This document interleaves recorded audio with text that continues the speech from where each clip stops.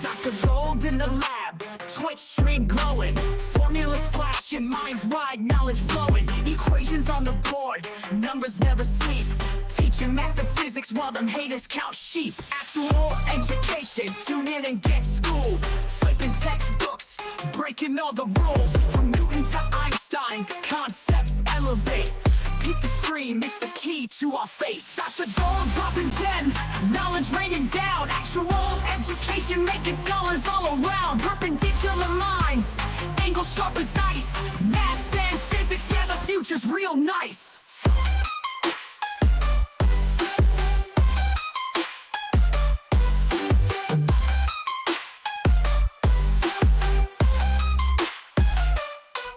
Got the Pythagorean triangles about to flex. Quantum theories on deck, breaking all the specs. Relativity theories, worlds getting small. Grasp the universal laws, standing tall. From the atom to the cosmos, we rolling deep.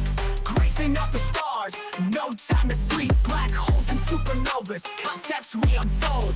Brain power heavy, yeah, that's Dr. Gold. Dr. Gold dropping gems, knowledge raining down. Actual education making scholars all around. Perpendicular minds, angles sharp as ice. Maths and physics, yeah, the future's real nice.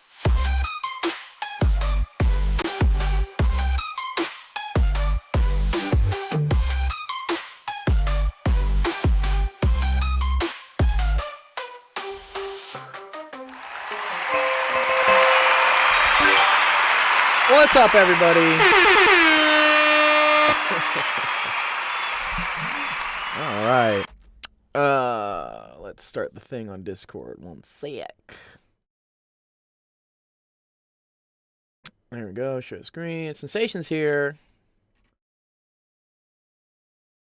Nice. Let's get that. I'm old. Hey. Hello there. Oh no. Oh no. Oh no. I'm doing there's people on the stream let me know if the audio like balances. I reworked all my audio this weekend to I even like bought like a new mixer and everything cuz I was getting these weird like ground loop issues and I wanted to run 2 mics, but I also wanted like monitoring on the mics. But I think it works, but so let me know if it's like distorted or anything. It's always a work in progress here. A new mixer. Good times. A new mixer. Yeah, no, I got well, so I don't know if you have this sensation. Are you able to hear your mic through your headphones? Like, do you monitor yourself? No. No, yeah. I hate the sound of my own voice.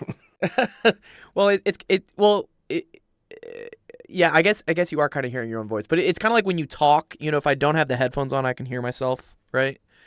But if you do have headphones on, you can't hear what you sound like. Like there's like you know what I'm talking about. Yeah.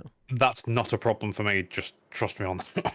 Yeah, for me it's not a problem either. But I noticed when I had a guest on here for the last AMA, they put the headphones on. They're like, "Why do I have the headphones on?" I'm like, "Oh, so you can just hear me like spam the soundboard." But the real reason that people usually like on a podcast experience have headphones is so that they can hear the other person next to them, but like through their mic instead of like having to try to hear past the headphones, I guess. Does that make sense? Again, no, I'm autistic, so my hearing is 210%.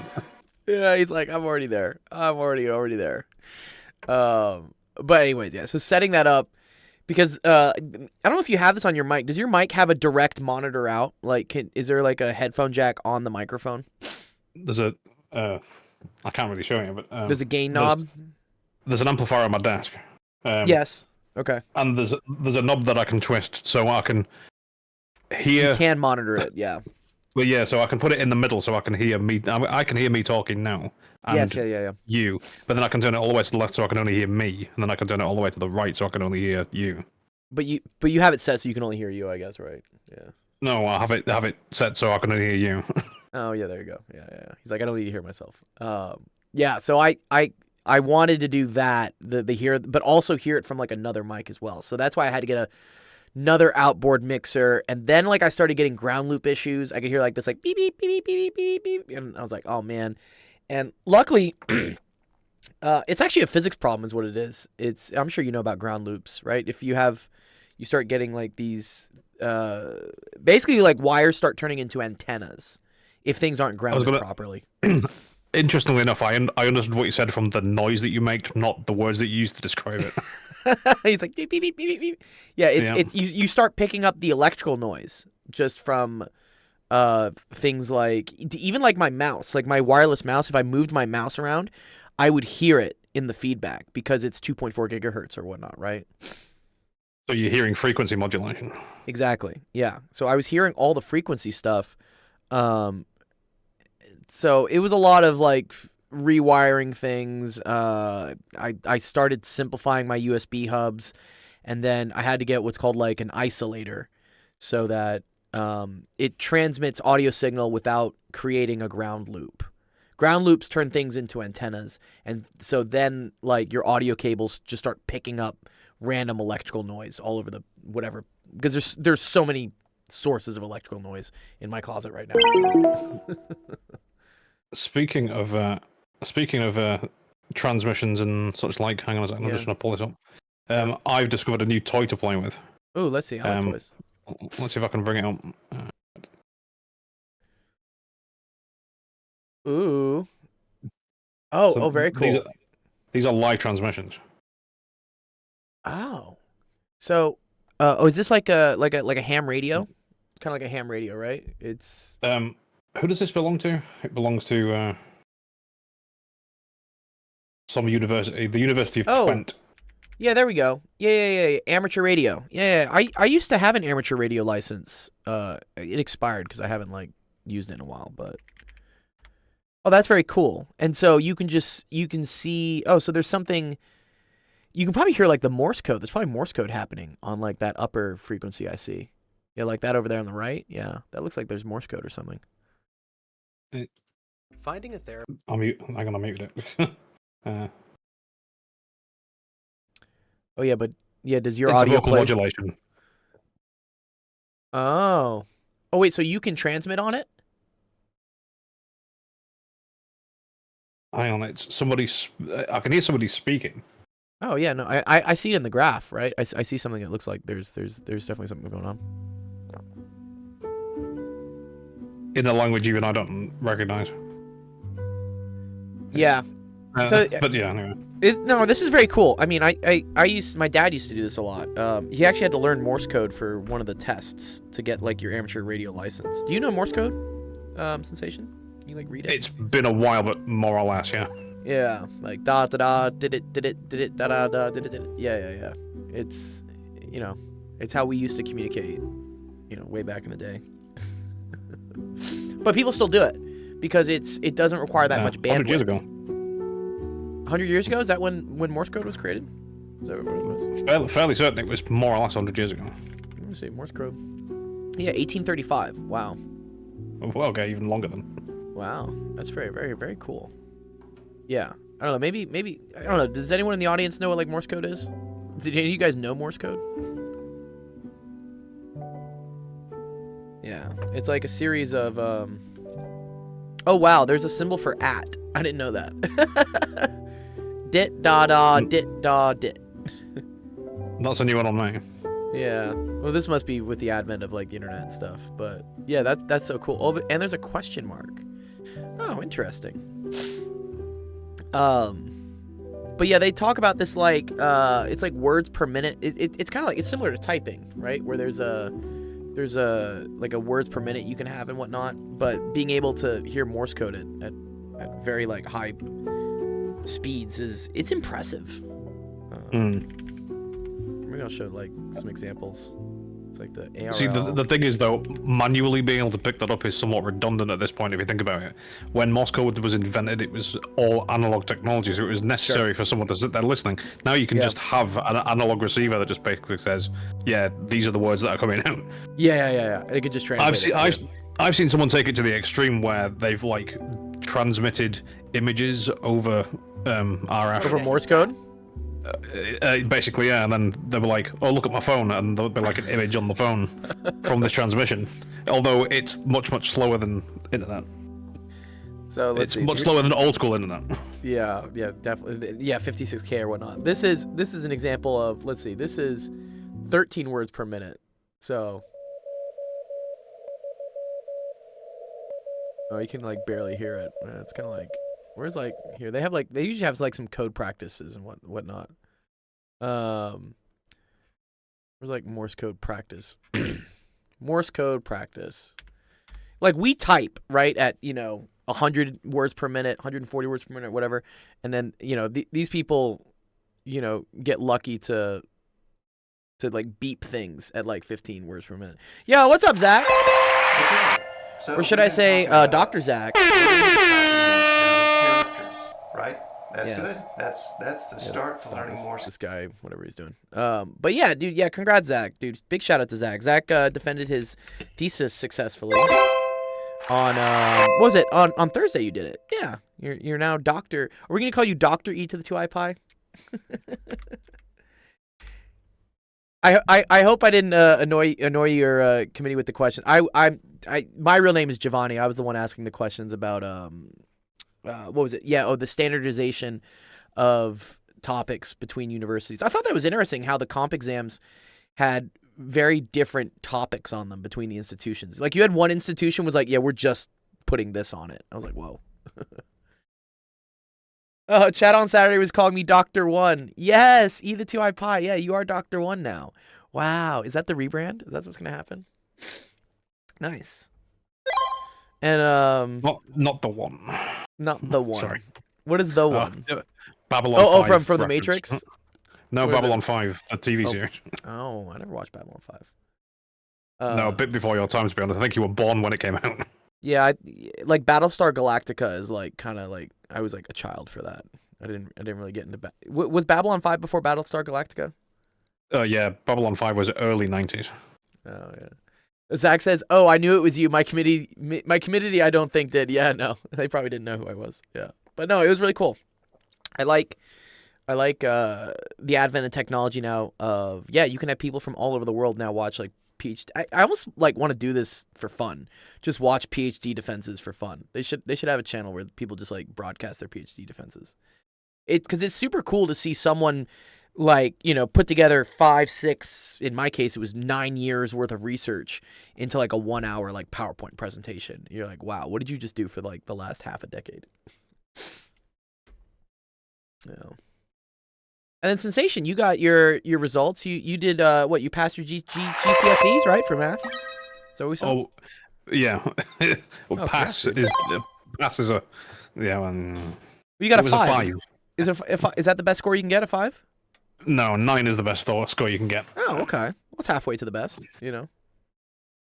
It's like, on the one hand, it's like, it's a child's exam, I should have known. But then, even the people that were doing the foundation, I was doing higher.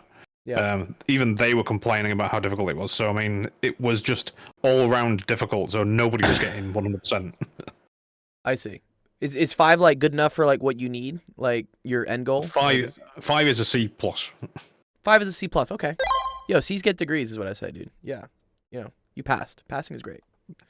But then it's also been, I should also point out, it's been 20 years since I've studied mathematics in any way. So Well, yeah. See, and that's what's really impressive is that it's one thing to you've been in school for whatever, but you were out of school for so long and then you came back.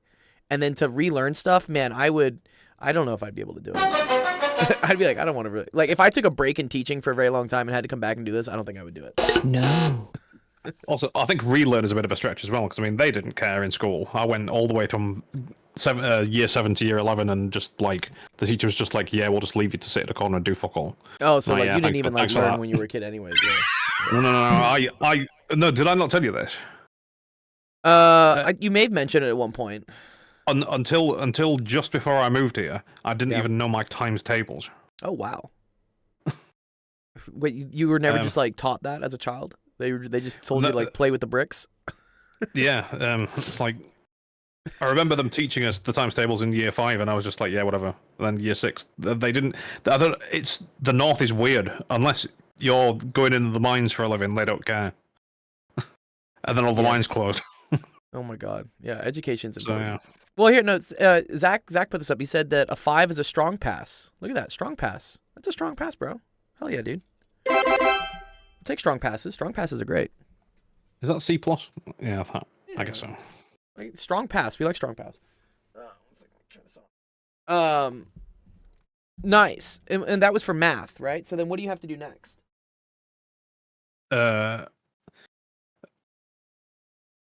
Is there like generally speaking, I need to do English, physics, computer science, but then most of that I can just walk through. I know I can, so Yeah. I'm just gonna kind of skip. You know English. I'm gonna skip over it and just do the A levels. Nice. Nice. Okay. Oh, because GCSEs are like O levels, right? Is that how that works? Yeah. Ah, okay. Oh, thanks for the follow, Chrisix. Zach says, I'm planning to give a copy of the talk on Twitch in the next few months. Hell yeah. Yeah, do that, please. I would love to watch the talk again. Yeah. I mean, it's like rewatching a show. If you see it the second time through, you start picking up on more things. Nice. All right. Sweet, sweet, sweet. Let's see. Anything else that's happened recently? It's final exams season. I know. A lot of kids have final exams this week. So, we'll be here to help y'all with that. What else? And I guess the holidays are coming up. Other than that, I mean, the world is melting, right? Syria's like doing whatever.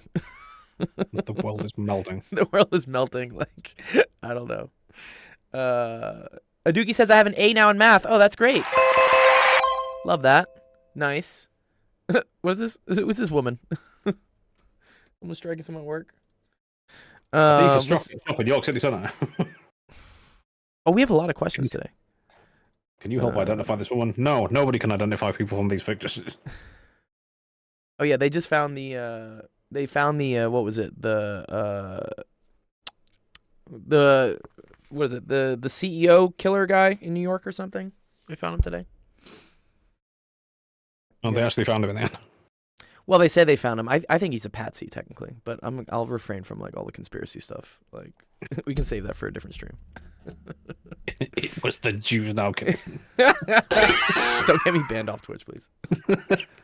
Oh, yeah, right. Hassan. Surely you've heard the story about Hassan. What's Hassan? What, Assad? Or who's Hassan is no. He's one of the. Oh, is it Hassan? Hassan? Anyway, I don't know. Twitch somewhere. Twitch streamer top 10. Yeah. Okay. He basically had a stream in front of 100,000 whatever people and just said, "Yeah, let's kill the Jews," and he didn't get banned, and so he said it again, and he didn't get banned, and so on and so on. Okay. I thought Twitch is pretty strong about banning people and that type of stuff. Well, yeah, because your man's just sat there going, "Yeah, I don't care. He's making us shitloads of money." Oh, I see. Yes, yeah. You get canceled unless you're a top earner for them, and then they're like, "Well, we'll give you a pass." Yeah, and it's like, if you've got a set of rules, apply them equally, or they don't work. Yeah, or I don't know. It's money talks, I guess, is what it is. Anyways, okay, here. Let's start the stream. Let's help with some more questions. All right. Welcome to Office Hours. My name is Dr. Gold, Sex Education. Stream helps your math, homework, science homework. All right, let's see. We got a couple questions from people. Darsh, I think you're first up here, right? Let's see. Ooh, sampling distributions. Ooh, this is fun. Darsh is doing a lot of, looks like statistics. Well, this is what we were doing earlier.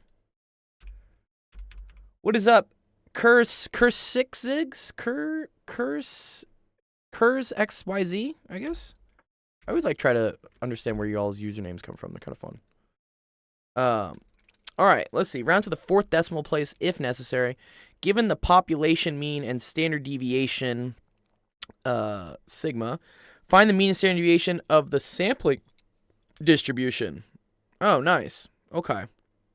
I think this symbol is going to be X bar, I think is what that is. And then I think the standard deviation of the sampling distribution, I think that's like S sub X is what we say. I believe so. New unit in your school. Yeah, okay, cool. Yeah, I mean, this is just for big picture for what this is. So you can have what's called a population, which refers to the big group of people that you're trying to infer information about. So an example for this could be like, I don't know, like all teenagers in the US, right? And let's say we want to know what percentage of teenagers in the US actively use the word skibbity in their daily day language. Let's just say that. Let's just say like percentage of teens that use the word skibbity. I don't know.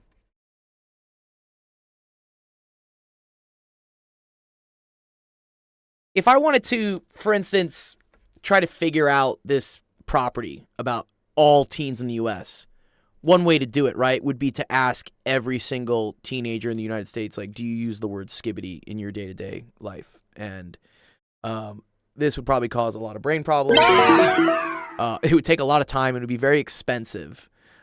So instead of doing this, of asking every single person in the U.S., we can do what's called taking a sample of that, all right?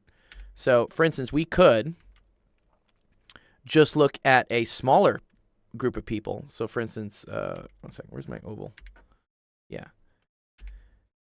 And we could see what the properties are about this group. Okay, so this would, for instance, be our sample. Okay, so the population, which is all the people, is going to have, right, some amount of mean, which is the, average number of things that happen, and it's also going to have a standard deviation, which is like how variable it is around that. Whereas the sample has what's called like a sample mean. So that means like within this smaller group of people, what is the mean there? And then they have what's called like a sample standard deviation, which is that. Okay. Now, the reason why we want things like mean and standard deviation is that these are useful for then computing probabilities of things using this bell curve, or what we call the normal distribution. So a lot of times we don't know what the mean and standard deviation is of the population, because you'd have to be God and like know everything, or you'd have to ask every single person, right, in the US what your question was. But it's a lot easier, for instance, to get a sample of, I don't know, let's just say like, high school in Texas. Let's just say I just like ask all the people at some random high school in Texas. That's a much more reasonable group of people to ask things about. You can have what's called the sample mean and then the sample standard deviation from there. The equations for these, okay. So I think almost always, and correct me if I'm wrong, I'm pretty sure that the mean of the sample should always be pretty close to the mean of the population. So, or we assume it is. So whatever this mu is here, that's going to be the same thing as the mean of the sample. We actually don't know what the mean of the sample is until we take the sample, technically. But these should be close. The standard deviation of the sample, Sx, that's always equal to the population standard deviation, and then it's divided by the square root of n, where n is the number of people in your sample. Okay? So in the case of this one, that's just going to be 33.3 over the square root of 250. Okay. Which what? They said they want this to 4 decimal places? I mean, that's pretty reasonable. Dun, dun, dun. Lo-fi. Lo-fi. What? Lo-fi. Lo-fi. Oh, thank you. Thank you so much. I forgot about the lo-fi. It's like, yeah, it's kind of like, it's kind of silent right now. Okay, there we go. All right, here's a calculator, right? Yeah, this is easy. So we just do 33.3 divided by square root of 250, and that's going to get us 2.1. Okay, that's cool. Oh, but we need 4 decimal places, right? Okay, so wait. That's 2.1061. Yeah, there you go. There's our 4 decimal places. And, something we should notice from here, which is pretty cool, is that as you increase the number of people in your sample, right, you end up dividing by a bigger number here, which is going to drop the standard deviation in your sample. And what I like to think about in statistics, standard deviation is kind of like your error, right? It's how much like stuff wiggles around from like some central value. So if you ever want to be more confident in, you know, what you're finding in your sample being representative of what the population is, the way to do that is to increase your sample size, that's the N here, which is the amount in your sample. I think in general, most samples you want to have at least 20. I think that's what, for whatever reason, we've kind of said that in statistics. Like, you want samples to have at least 20 people in them. But there are also some rules where, like, you don't want too many people in the sample. So, for instance, if you start trying to take a sample and it's, like, basically the whole population, you start getting some weird effects from using this calculation for sample standard deviation. So usually the rule is that N of the sample needs to be less than 10% of N of the population. So you don't want your sample size to be more than 10% of your population size. So, for instance, if we were doing like all teenagers in the US, which, I don't know, how much is that? All teenagers in the US number. What is it? Okay, 42.9 million, right? Why does it say 0 seconds? What? Is the watch time bot like off? Yeah. So this would, for instance, this would be like what like capital N is. That's like the big population N. You wouldn't want to have a sample size that's bigger than 4.29 million. Yeah. So yeah, these are the rules. It's this. I think also you want N of your sample to always be greater than 20. And then there's another rule here for when you're doing like proportion stuff, which I think it's like NP and N1 minus P need to be greater than, is it 25? What is this? There's a rule for this.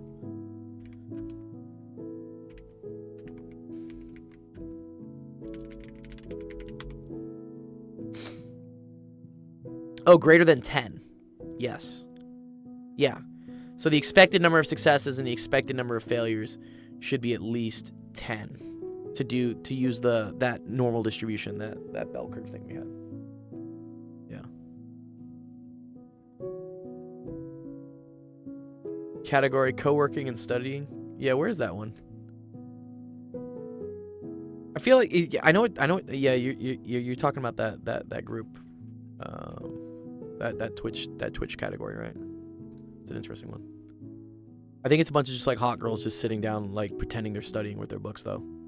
It's a vanity project. It's a like dude? How do you like study on Twitch? Well, this is what I was saying. It's like I was going through it myself on my own stream, and it was just like, right, let's actually go find out who's actually doing some studying, and it was 5 people out of 40. Yeah, what is it? What is it? Studying, co-working and studying. Yeah, this group. Yeah, co-working and studying. Find your next study buddy or productivity partner. Like, yeah, what's this person doing? Yeah, what? Like, is this person actually studying? Current task: editing mouthwashing stream. Okay, so I guess they are doing something. Toasty surgery. Oh. What? Why is this person raising $5,500 for surgery? Is this person trans? Oh, queer little witch that shares her artsy eclectic life, plays cute video games. Okay, interesting. Yeah. No comment. Yeah. No comments. No comments. Well, all right. A single comment. Vanity project. Well, that's 2 words. But it is one comment. You're right. Yeah. Study with me. Yeah. I'm just like, what are these streams, dude? Yeah. I don't think this is the category we want to be streaming in. There are some people that do it legit. I mean, someone else is doing office hours as well. I saw that. That was very cool. Yeah, that someone was doing office hours. I followed them. Yeah, they only have like 5 followers, but like, yeah, that's cool. And then, yeah, I mean, it's so very few of them that are actually doing some studying on the stream. Most of the time, it's just face, or like, yeah. Yeah. It's like, hey, look at me, I'm pretty. That's not. Yeah. It's not studying. It's like, but you're not though. You're so fucking ugly. You make me look pretty by comparison. You ridiculous cunt, right? So essentially, we just need to have a stream where you just roast other streamers on Twitch. Oh, apparently people love my sass, whatever that means. Yeah, sass. Yeah, I can see it. Yeah, it's the feist. You got feist. Just You got sitting there feist. abusing people. Yeah, it's Yeah, like, just we call it battering abuse where I people come with from.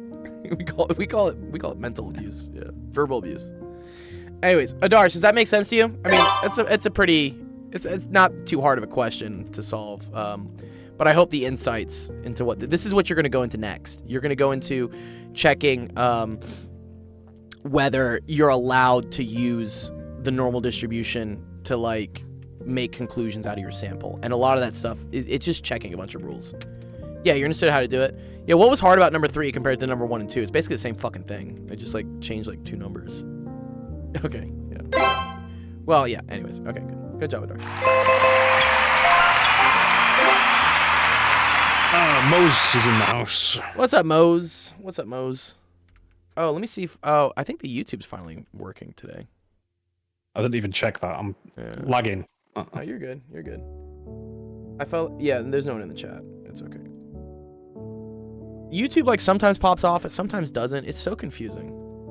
I don't know what algorithm gods I need to, like, please in order to get YouTube to, like, have views. I have to set it up manually every time. It's like you have to go onto the web interface and go live and create and it's like, and then you've got to manually alter the entire thing so it's public every time. It's really annoying. Oh really? Yeah, that's garbage. Dude, what? They should just have a plugin for that at that point. They want you to probably use their like streaming software or something. Yeah. Okay, nice. Let's see if Bob Ross is around. Where's Bob? Oh, Bob's not around. Bob. Sir Equity. We'll see if Equity comes on at some point. Otherwise, we have Ace. Let's see. Is Ace around here? You around Ace? I know Ace wouldn't miss a stream. Ace is on like a pretty big streak, I think. You're on a streak too, aren't you, Sensation? What does it say? 20. 20. Nice. 20's cool. Times 1,000. 20 times 1,000. They do usually do like some nice oh, here's a good question. What do you use to listen to music, a Sensation? You use like YouTube or what? You can't. He's like, wait, what's that? Is that a CD player? That's a computer. Okay. I was saying, do you use like a streaming service? Like what? Like, No, I download everything on Mash. Ah, you do it the old school way. Okay. Well, because you know I live in the middle of nowhere. Yeah. The power can go out, so then I have to rely on batteries, and everything else goes with it. Oh, that's your UPS you have? Is that what you're No, pointing to me? that's down there. That's this. Okay. This is a whole computer. Oh wow, you have 2 like whole computers there. Yeah. And this, well, you can probably see the hard drives behind me. Oh, I see all the hard drives. Yeah. There you go. Yeah, well, I use Spotify, and they do a thing where at the end of the year they like tell you like what you listened to, what your top songs were, what your top artists were. The data's always really cool. So at the end of the year, I do like all these apps being like, hey, here's all the data we collected on you, but here's some interesting trends if you want to like know some things. And I'll be like, oh, okay, cool. You know. You see, I always make a point of downloading everything because, well, with music especially, yeah, it's not the same if you stream it because you can hear the poor quality in it all. I can anyway, all the time. Yeah. So it's just like, nah, I want FLACs, and they've got to be as big as possible. What do you use for FLACs? Do you have a preferred site that you download things off of? No, I just sail the 7 seas, but I just sailed the 7 seas. I used to use Oink. Oink was fun. What's up, Ace? Okay, cool. Yeah, let's do some circuits. Let's do some circuits today. I like circuits. Nice, Ace. What's going on?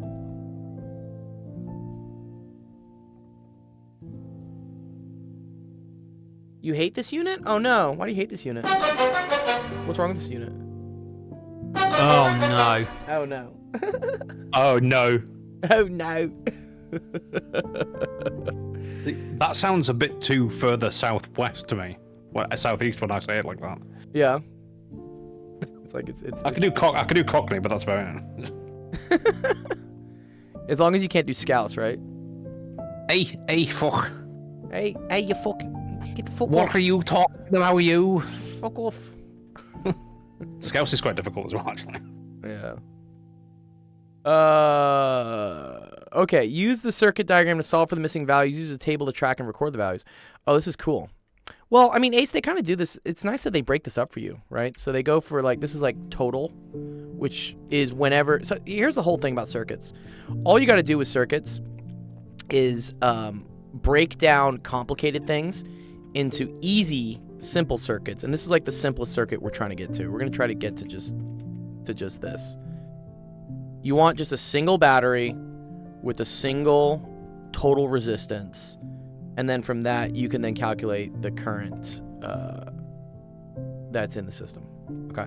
This is like the goal. This is what we want to get to. Okay. So I'll show you how kind of like I think about this. It's almost the same as like algebra. You know, with algebra, for instance, if I have, I don't know, like, you know, 3x plus 4 squared minus 6 is equal to, I don't know, like 0 or something. You work from the outside in, right? We work from this, and then we work from this, and then we work from this, and then we work from this. Like, right? Add 6, square root, subtract 4, divide by 3. Oh, you got 98 in the sound lab? Fuck yeah, dude. Good job. On the sound test, I got the second highest mark. That's dope, dude. Good job, Ace.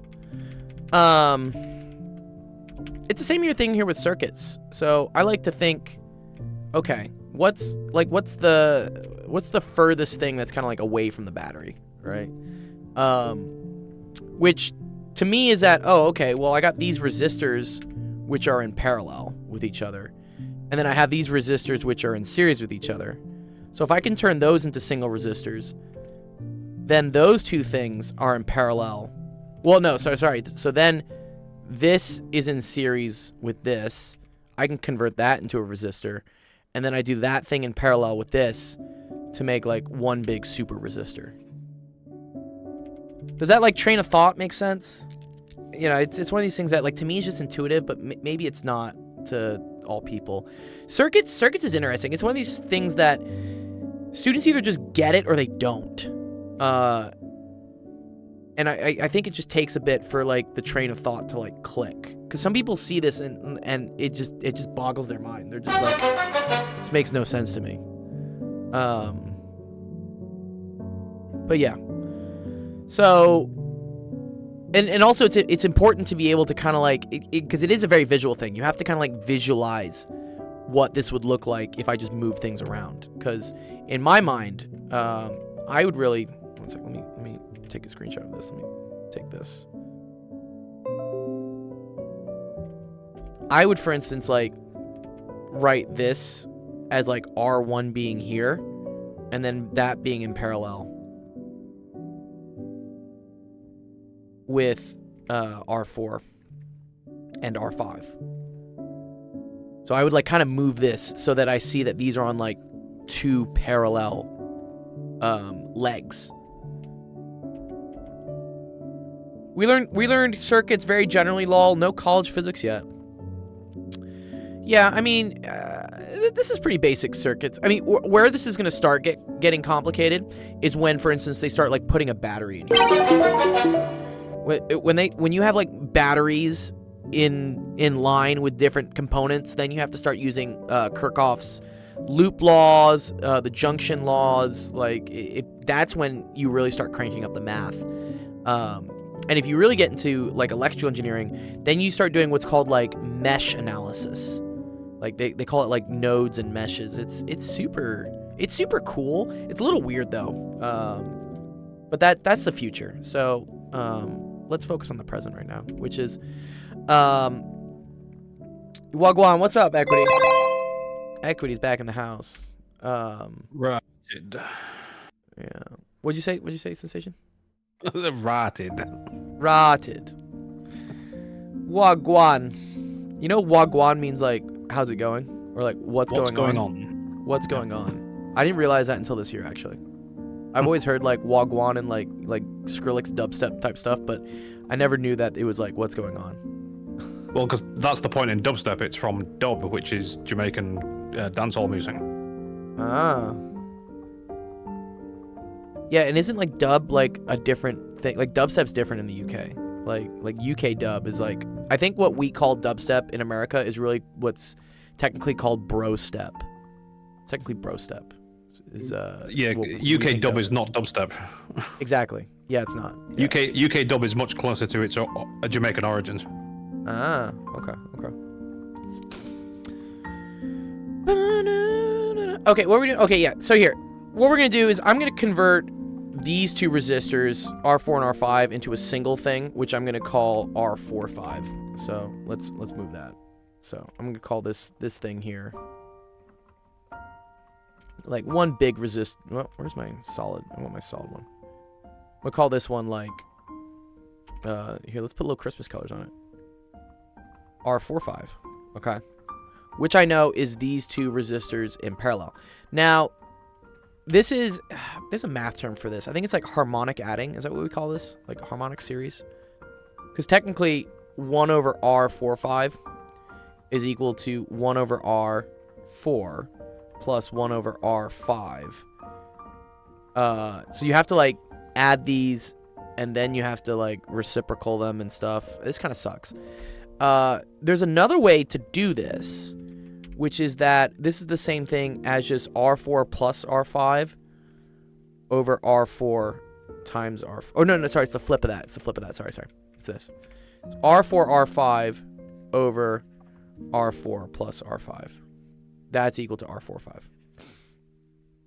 If you just want to make it's just like slightly easier to type in the calculator than doing this. Because you got to do like fraction plus fraction, and then like you got to raise everything to the -1 to get this. The other way is just to do it this way. And I think this extends for as many things as you need. So for instance, if you had a third resistor in parallel with it, you could do this as well. You just put another multiplier on the top and another addition thing on the bottom. It's pretty cool. I believe that's right. We can check that. Let's check it real quick. So if I were to do it, let's say if we did it this way, that would be 1 over 3.4 plus 1 over 1.7. And then I need to raise that all to the -1. So that gets me 1.13 repeating. Okay, but let's just say we did it this way. 3.4 times 1.7. And then we divided it by, what was that? 3.4 plus 1.7, which is just 5.1. Yeah, look at that. Ooh, gets the same answer. That's pretty cool. Yeah, so if you want to memorize this way, it's just easier, I think, to put in the calculator.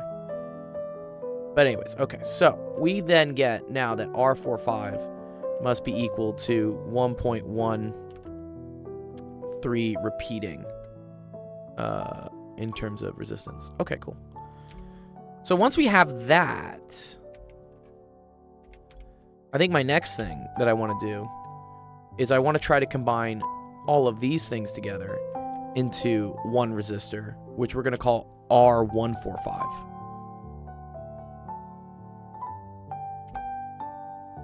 So this is R145, this is easier because this thing is in series with this thing, okay? So that's just going to be the 1.8 plus the 1.13 repeating. So that's going to get us 2.93 repeating. And this is all in ohms. I'm just not writing the units because, I don't know, lazy right now. Okay. Nice. So now we have like big super resistor here. One sec. Where's my rectangle? Yeah, let's call this like big super resistor. Big blobby. And this is 2.93. Repeating. Okay. I think the next thing I want to do is I want to combine these two in series. So let's call that like R23. And that's going to be equal to 4.2 plus 2.5. So that's going to be equal to 6.7 ohms. Okay. Oh, okay, good. Okay, sorry, Ace. Thanks. Why do we just add it? Okay. Because this is in series with this. So seeing this and this, Ace, is kind of the same as this. So what I did is I kind of like just moved this down a little bit. You can always move components around in circuits, Ace, as long as you don't cross any junctures. So for instance, I can't move this thing past here because that would be crossing a juncture. And I can't move it past this because that's crossing a juncture. But I can take this thing and just like move it a little bit over here. Because now... Yeah, exactly. Yeah, series means you can just add it. Parallels when you have to do the weird reciprocal shit. Yeah, exactly, dude. Yeah.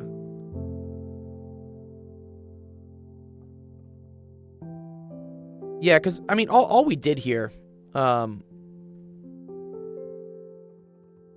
Yes, those junctions, yeah, they're the dots, the big dots, yeah.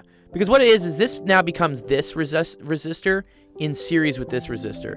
It's like things are in parallel when their tails share and their heads share.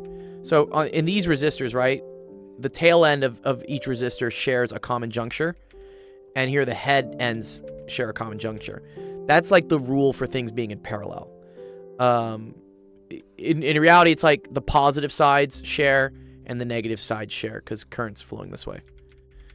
Things are in series when the negative end of one hits the positive end of the other. So in this one, for instance, positive, negative, but then this is positive, negative. See how like the negative and the positive touch each other? The end of this resistor touches the beginning of this one. That's when things are in series. Yeah. Okay, yeah, so we love series, because series is just easy. You just add it, right? This one's also easy, right? This is just adding it, okay?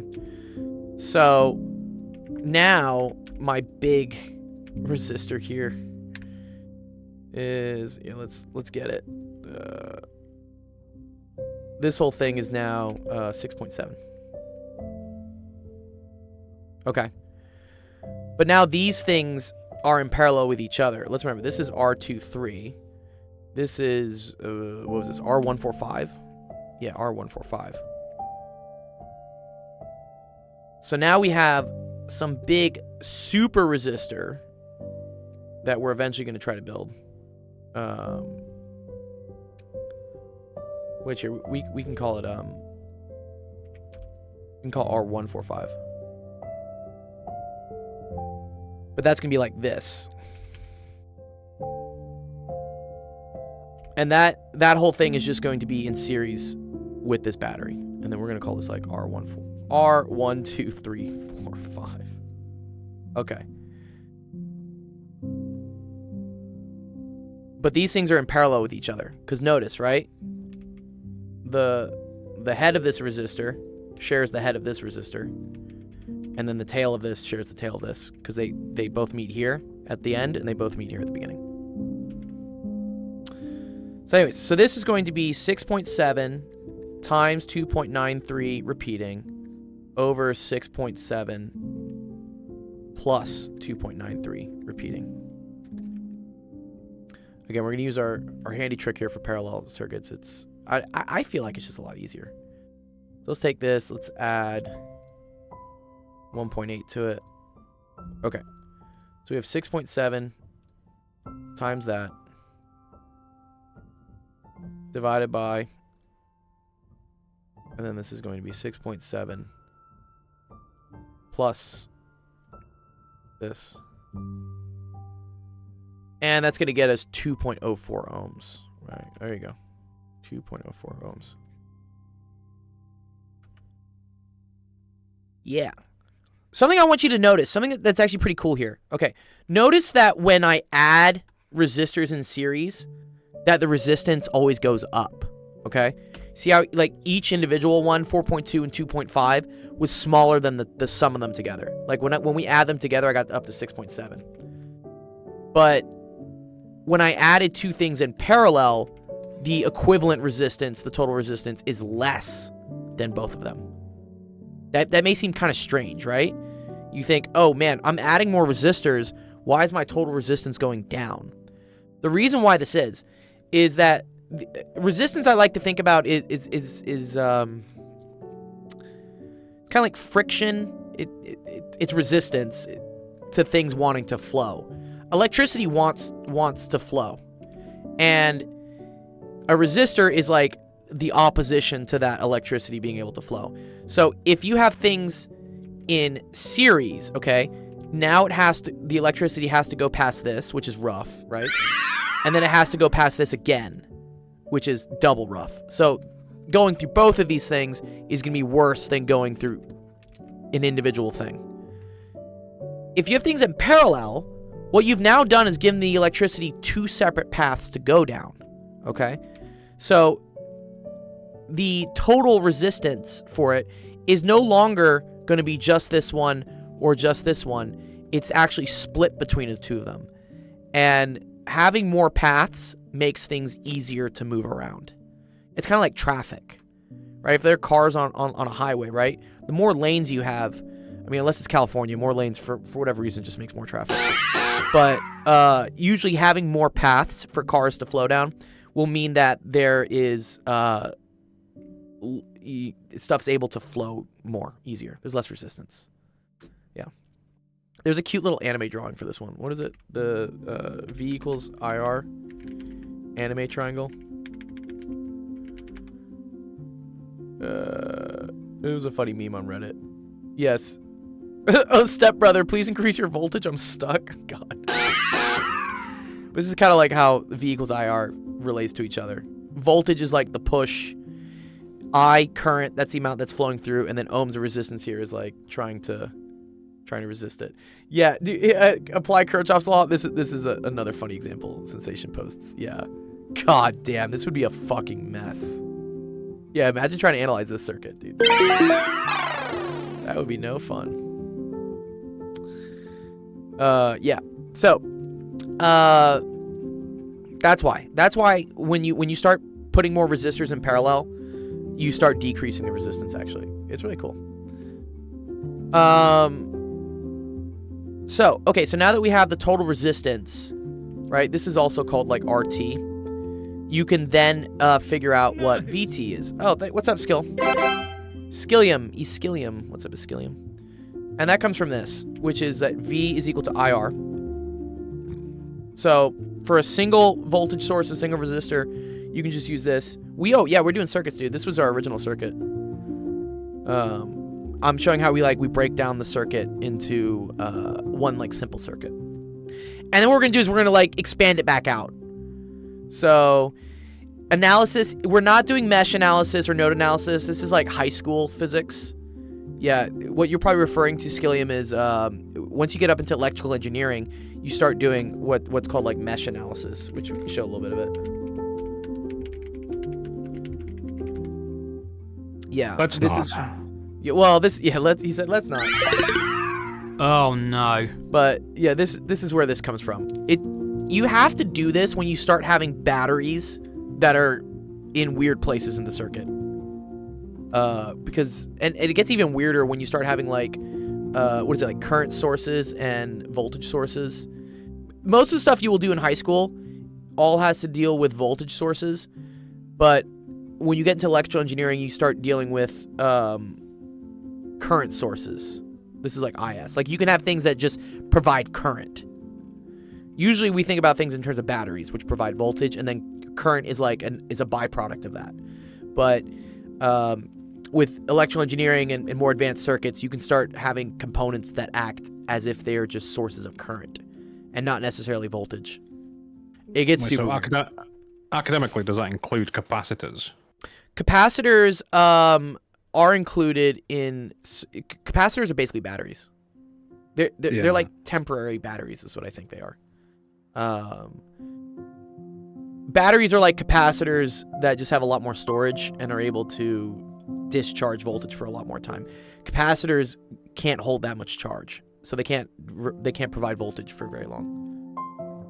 LC circuits for the win, yeah. Yeah, no, they're cool.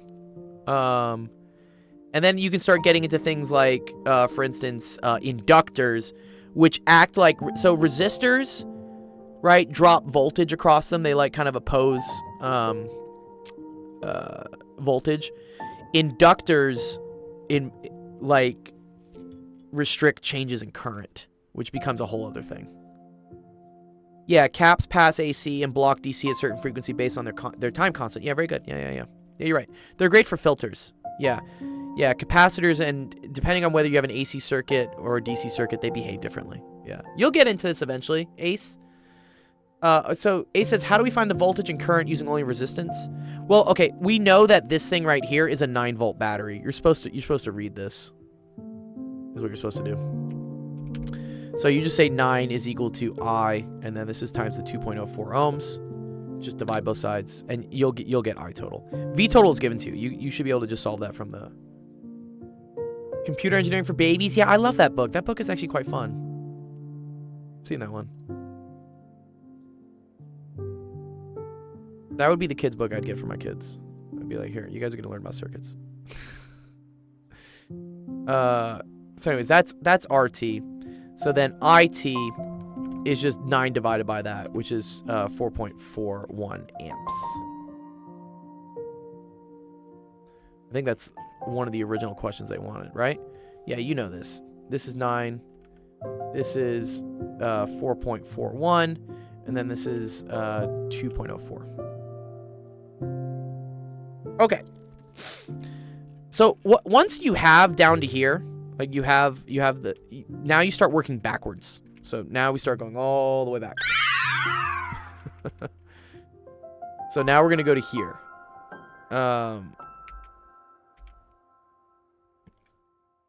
Oh, I wish I could copy the whole thing. One sec. I should be able to copy it. Why don't I just copy it?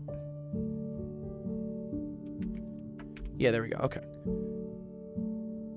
So now we work backwards. Okay. And so what we know is that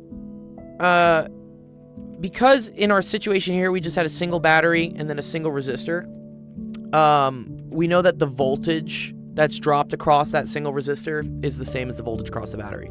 Because you'll learn eventually through Kirchhoff's laws, the loop laws, that you need the total voltage drop from the start of a source back to the end to equal to 0.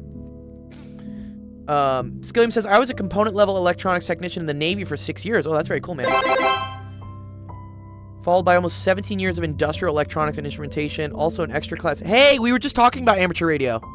Yeah, we were talking about the Morse code requirement. I don't think is a thing anymore for amateur extra, or for your general license. Is that what it is? I remember like the basic one. You don't need Morse code, but it used to be to get to the top one, you needed to know Morse code, but they got rid of that requirement now.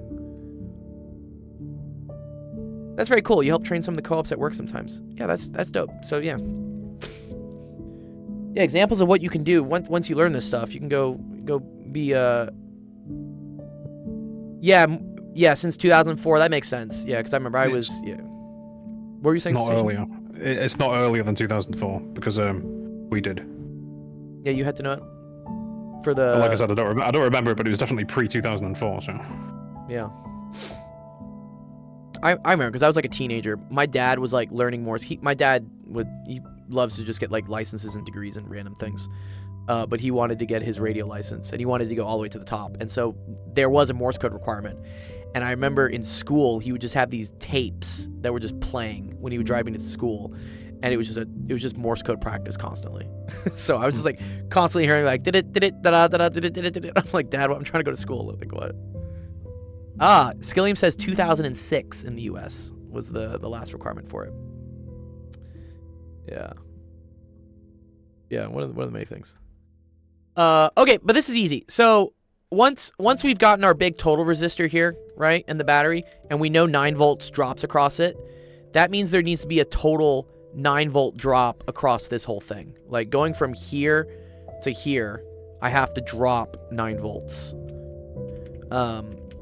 Now, because this and this are in parallel, that means that they are going to have the same voltage across them.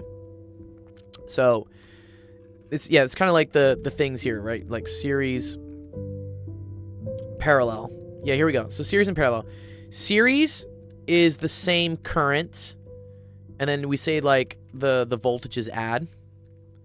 Parallel is the same voltage, and then the currents add. And I'll show you how this works. So I know that because this and this are in parallel with each other, they must have the same voltage as the whole thing, okay? Which means they both are going to drop 9 volts, okay? So that tells me that V23 is equal to 9 volts, and then V145 is also equal to 9 volts. Oh, what's up, dude? 2014 Subaru WRX. Why not the STI, dude? Why do we stop at WRX? I know the STI is like an extra like $5,000 or something. It's pretty ridiculous. I can do an impedance question. Yeah, you want to submit one? You can do it to. Are you gonna make me use phasers? That'll be my question. Are you gonna make me use phasers to figure out the impedance? That's always a mess. But yeah, if you ever wanna submit a question, we have a. Oh, that's the sensation cam. Why? I need to fix it. I don't know why it's doing that. Yeah. But anyways, you can join our Discord. And then there's nobody loves my face as much as this Discord does. Yeah, there's a channel called Help Screenshots, where you can post screenshots of questions. I don't know why it does that actually, Sensation. I gotta fix that. It just loves me. It just loves you. A says, but how do we know how many volts each takes up? So each one takes 9, because they're in parallel. Yeah, things in parallel take. So for instance, this versus this, like the whole thing. If this takes, let's say this is 1 and 2, and then this is like 1, 2.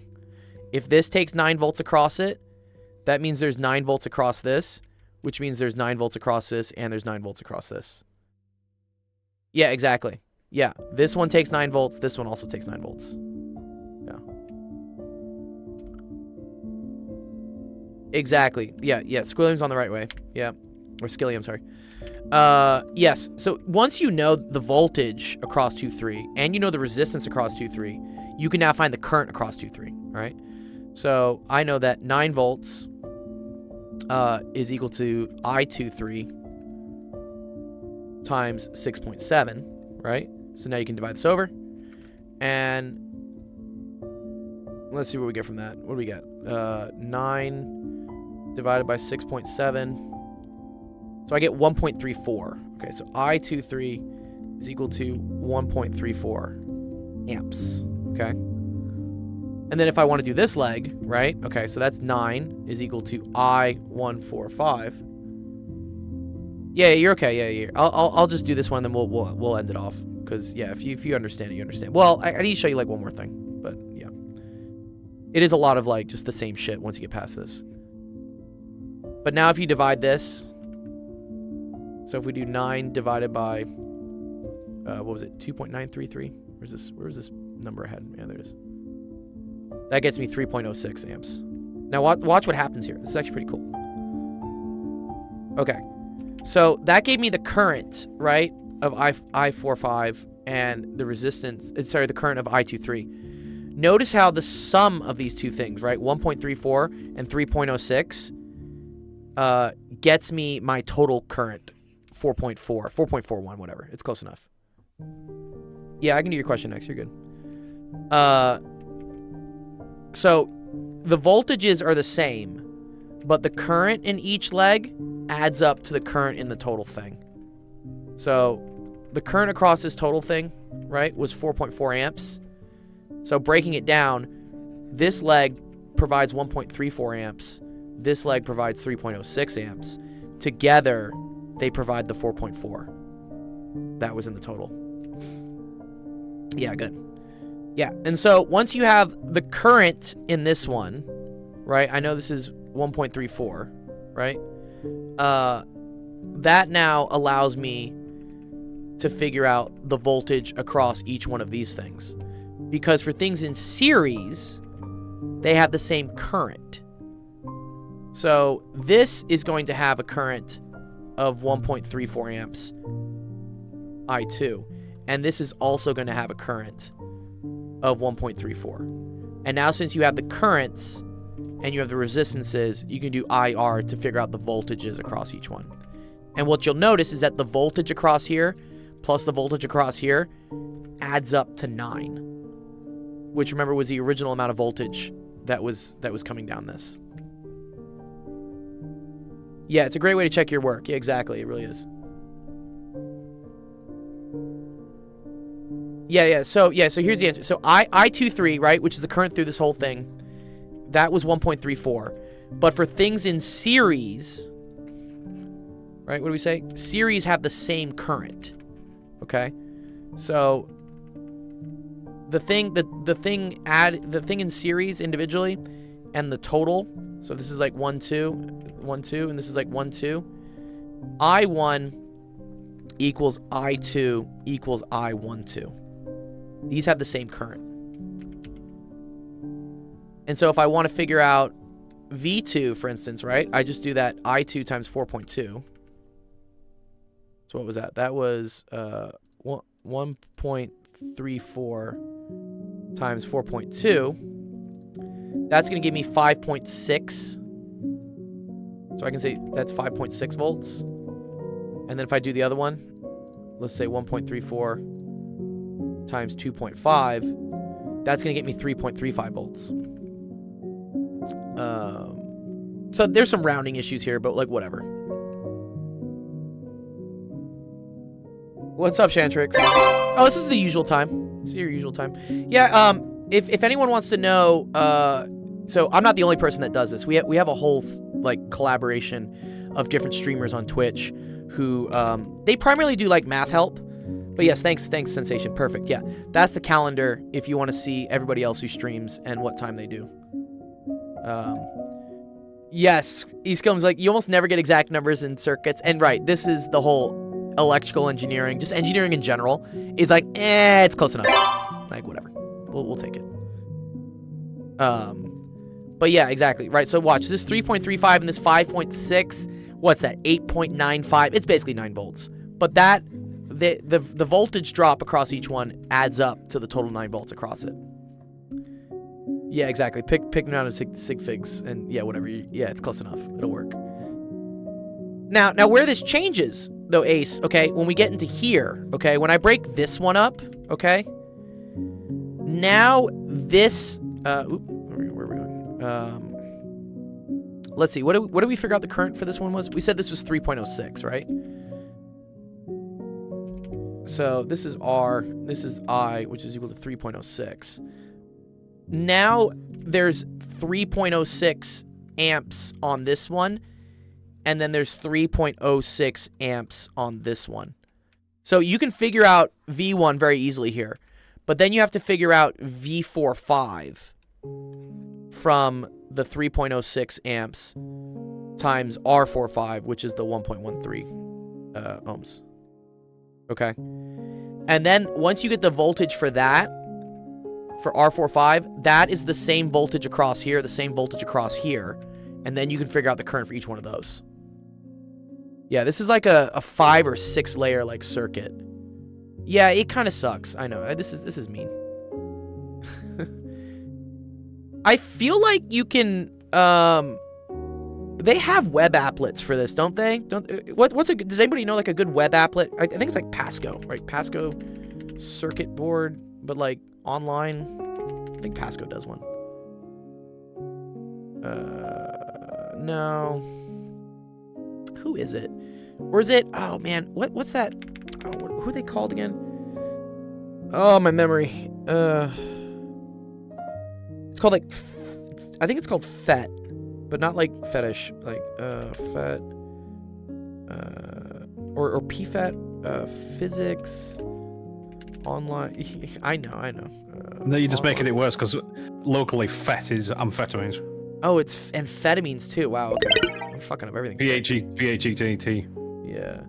Skillium says, I find it helps to put total voltage at the top and ground common at the bottom and just redraw the circuit. I agree. Yeah. So what Skillium's talking about is that, yeah, when you get to like stuff like this, just say like, oh, there's a V positive here, and then right there's a ground, and then just redraw it. Yeah, exactly. Yeah, and I would like keep redrawing this, but oh man, was it Physics Online applet demonstration? Oh man, I'm not gonna know what these things are. Oh, here it is. It is called FET, but it's PHET. Okay, I'm not that dumb. Okay, here we go. Yes.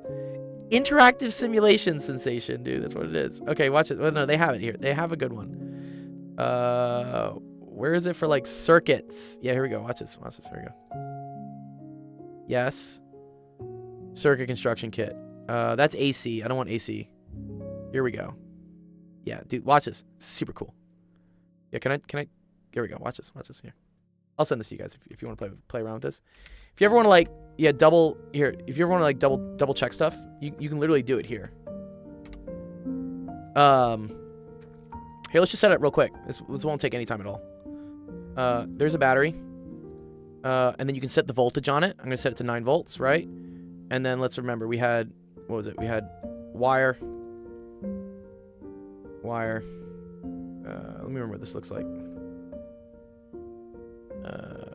Okay, so parallel and then 2 series. Okay. Okay, so we had a resistor here, right? Oh, here, let me cut that. You can build these circuits. It's actually really cool how you can do this. Watch, and then let's take this, and then let's make this parallel.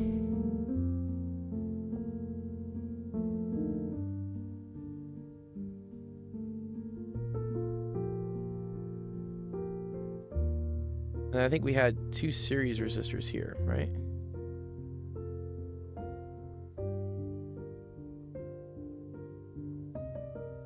Oh, God. Okay, cool. All right, one sec. No, cut that. There you go. There you go.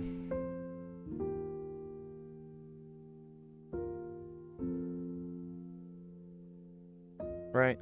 Okay, I think this is what it was. Yay, look, now there's battery. Okay, well then what was the resistance going through it? 4.2, 2.5.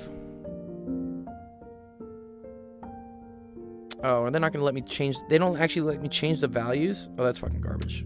What? Advanced.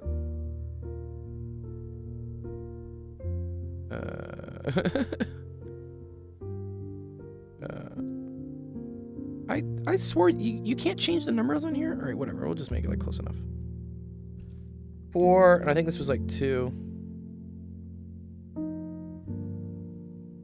Or yeah, whatever.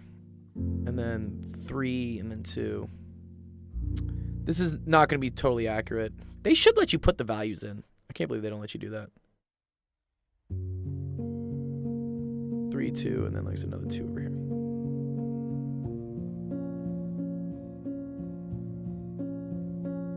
Anyways, this is how you would... yeah, this is the Desmos of circuits. Yeah, and there are, like, much more advanced applications for this. Current is flowing in the right direction, too. Take that, whole flow theorist. You can actually switch it, I'm pretty sure. See how it says show current electrons, but you can also have it go the other way. You can show the conventional. And there, cool. It has the values and stuff. But yeah, so you can see... and this is really cool. You can see how, for instance, like, current flows very fast, right? And then it has like 2 different paths it can take. You can take things like here. So if you ever wanted to measure voltage across it, right? You can do this. And this is literally how a voltmeter works. You always like put things in parallel to like measure them.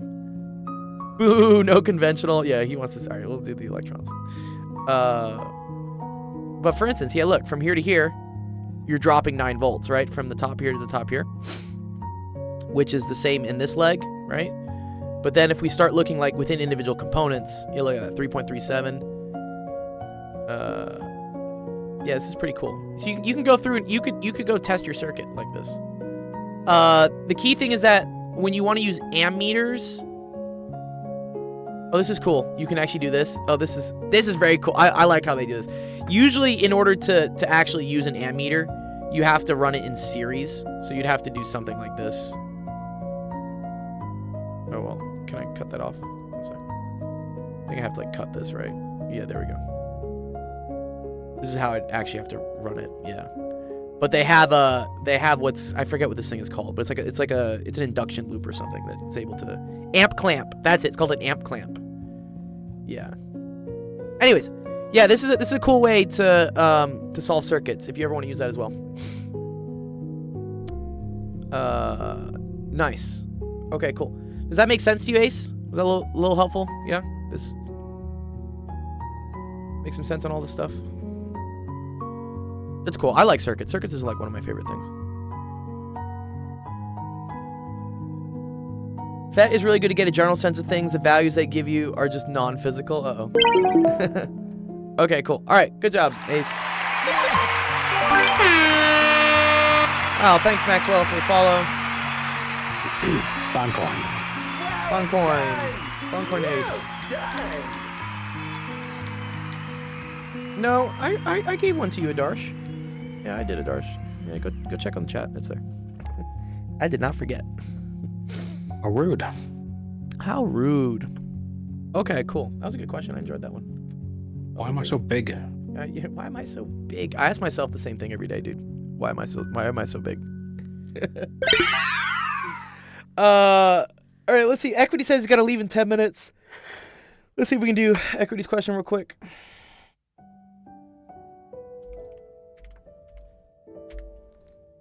You're okay, Adarsh. I mean, you can always ask me, but always double check. Okay, here we go. Go away, Olaf. All right. Questions 2, 3 refer to the accompanying table, which gives values for f and g. Blah blah blah. According to the table, if f of 5 is equal to p, what is the value of g of p? Oh, this is cool.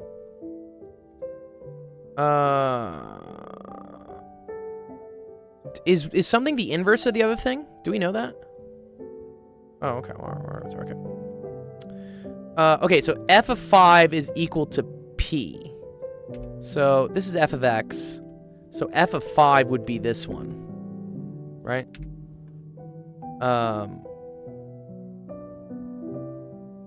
Yeah, it's a weird little puzzle here, right?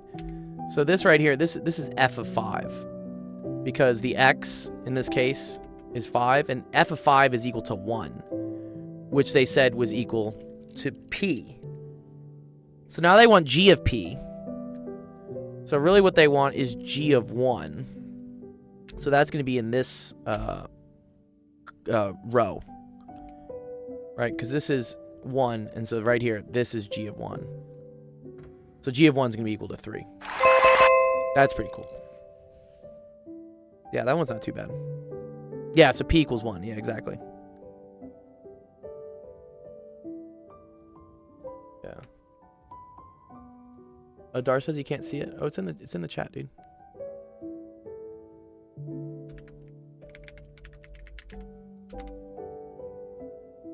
Okay. Let's see. And the next question is, h is defined by h of x is equal to 2 times f of x minus 1, where f is defined... Okay, cool. What is the value of g of k when h of k is equal to 5? Yes, you can access streamers' chats even when they're not online. Yeah, you can. Yeah, you just click on the chat button. You can talk to the nothingness. The students do it a lot. They can buy bond coins on my channel when I'm not streaming. They just go to my chat and just do it.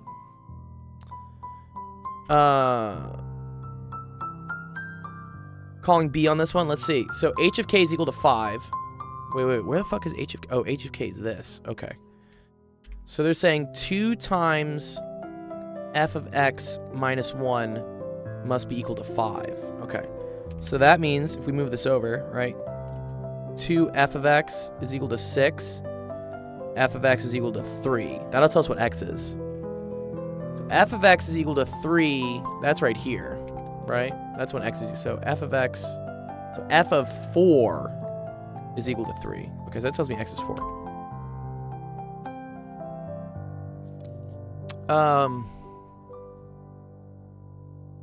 Oh, and they switched up the variables. They called it k. Like, whatever. You can just call everything x again. So they want to know h of 4.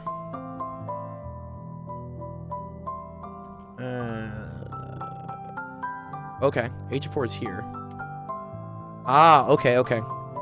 But h of 4 is equal to 2 times f of 4 minus 1. F of 4 is 3. So that's 6 minus 1. Wait, is that also 5? Wait. I did something wrong. Oh, they want g of x. Oh, thank you. Yeah, I was like, I just solved the same thing for myself. Like, no, that's wrong. Stop it. I need to get some help. Get some help. Thank you. Yes. Oh, I want g of 4. I want g of 4. G of 4 is just 2. Where did K come from? Yeah, they just switched the variables on us just to be like assholes, just randomly. It's okay. Yeah, it's K. That is very irritating. Yeah. Yeah, no, it's just that. Yeah. So It definitely doesn't have a meaning. It just is yeah. They're just changing it to change it. Well, so here's the thing about functions. You could have this be whatever you want. I could say like h of ash e x12, like whatever the fuck, right? And then just wherever there used to be an x here, if there's ever an x here, that needs to be replaced with this. Right, yeah. Yeah, they're just messing with us, just to mess with us. So I agree. So g of 5. Wait. X is 4. Okay. So g of 4. G of 4 is 2. Answer is B. Okay, nice. I agree with that. Good. Sorry, I've got to ask Maxwell Mellon, What's what? What? It says FSU, so what's... Oh, Florida State University. I'm assuming. Okay. Is that Florida State? So, yeah. Capital F, capital S, capital U. For a fucking reason. Sensation loves his acronyms. And his spelling. Anyways, that's a good question, Equity. That's cool. Actually, is FSU, are they the crimson and gold? It's called like Burnett. What are their school colors called again? There's something interesting. Florida State University. I think it is gold and crimson. It's gold and garnet. Garnet, that's it. Right. It's just like, it's their weird word for like... I don't know. It's still crimson. It is crimson, but they call it garnet. What? I think garnet's slightly redder than that though. Let's see. I want to see what... Capital F, capital S, capital U. Thanks for the follow, Maxwell, by the way. No, you're not going to get banned. Don't worry. We don't ban people. No, I won't ban you. I'll just turn up at your house and beat you. Right? Sensation will travel across the Atlantic. Buy me a coffee or beatings. To use the bully pulpit of spelling. UK isn't in the EU anymore. Oh, it isn't. Yeah. Uh-oh. It never was. That's a whole thing. Yeah, that's his whole thing. Oh, wait. Here we go. Here's the different ones. Wait, where's Garnet though? I want Garnet, dude. Where's Garnet? Oh, here we go. Okay. We can't see. We can just see me. Oh, my bad. Sorry. Here we go. Yeah, this is it. Okay. These are all the shades of red. Thank you, Zaga, for the follow. Let's see. What dude, I kind of like that candy red. That candy red's pretty cool. That's bright. Where's claret? Sensation, if you had to be a tone of red, which red would you be? Crimson. Crimson? Yeah. That's like red, I would have said. Yeah. I think candy's like neon red. Kind of like that. These other colors just remind me of like blood, which like, I don't know. Well, one was called blood. Yeah, one literally was called blood red. That's the thing. Okay, nice. Yeah, good job, Equity. Ace got one. Ooh, here we go. That's a good one. We got some trig. So yeah, if you're just joining us here on Twitch, we help out with math and science homework, or like whatever, you know, life homework too if you want. You can always just join our Discord and submit questions. That's where we do it. When are we going to do the toast board this stream again? What's the where we pick the colors of toast? Oh. Yes. What was that? Yeah, one second, let me find it. It was where did we do it? Some of that was just heresy. Where was it? Where was our toast board? Like, that's not toast, that's cremated. Oh, did we get rid of the toast? Where's the toast? I could have sworn we had it here somewhere. Yes, this is it. This site is cancer. I was asking my students and viewers, like, what is their optimal level of toast? Crimson is the University of Alabama. Yeah, right. You know what's interesting, Maxwell, is that their mascot, right? Red Tide is named after like an algae bloom. It's a phenomenon that like happens, I think, during the spring maybe, but it is disgusting. Like it smells terrible. Like why would you name your mascot or whatever your slogan after like I don't know, like random algae just making smells? Why would you eat it burnt? All right, so Moses says Moses is a fan of F3 or F4. Where's F3? Okay, or F4? Okay, here. You're gonna be this one. Moses, you're on the toast board as F4.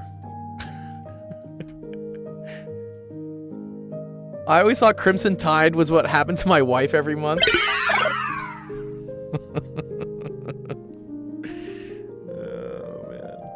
Eascalium says, I'm sure you all know this already, but infrared is just off the red, and yes, off the visible spectrum. Ultraviolet is just off the violet. Yes. I had that revelation about it. Yeah, it's very cool. Yeah, it's just out because the red and the violet side are the limits of what the human eye can see, like wavelength wise and frequency wise. Yeah, it's all related. Okay. Yeah, if anyone else wants to be put on the board of toast, I don't know how much longer we'll keep the board of toast. This is from like, was it last week's stream we did? Yeah. IR Roy G. Biv. Sensation, you're there on E5. You're an E5 guy. Yeah, I'm waiting. No one's allowed to pick here. Can't praying mantises see thousands more colors than humans? Yeah, I probably. Dogs only see black and white, right? Or they're colorblind. They smell in color. Oh, they smell in color. They have synesthesia. Yeah. C6 is nice. Okay, Maxwell wants C6. 1 second. Let's put Maxwell on the toast board. It's kind of an interesting thing, with dogs. They do see in black and white, or more or less anyway. It's very degraded, so it's basically black and white. Oh, okay. They won't see you from a distance because you look like everyone else. But then when they get close, all of a sudden, smell you. You're painted all these colors. Oh wow! It's like dogs are just like tripping balls, just like constantly. That's actually kind of fun. They're just like, oh my god, I see in colors. That's cool. Sorry. Okay. Okay. I think this was, whose was this? Oh, 12th decade. Nice. Prove that cosine of x is equal to 1 over cosine minus sine of x tan of x. Okay. This is not too bad, everyone.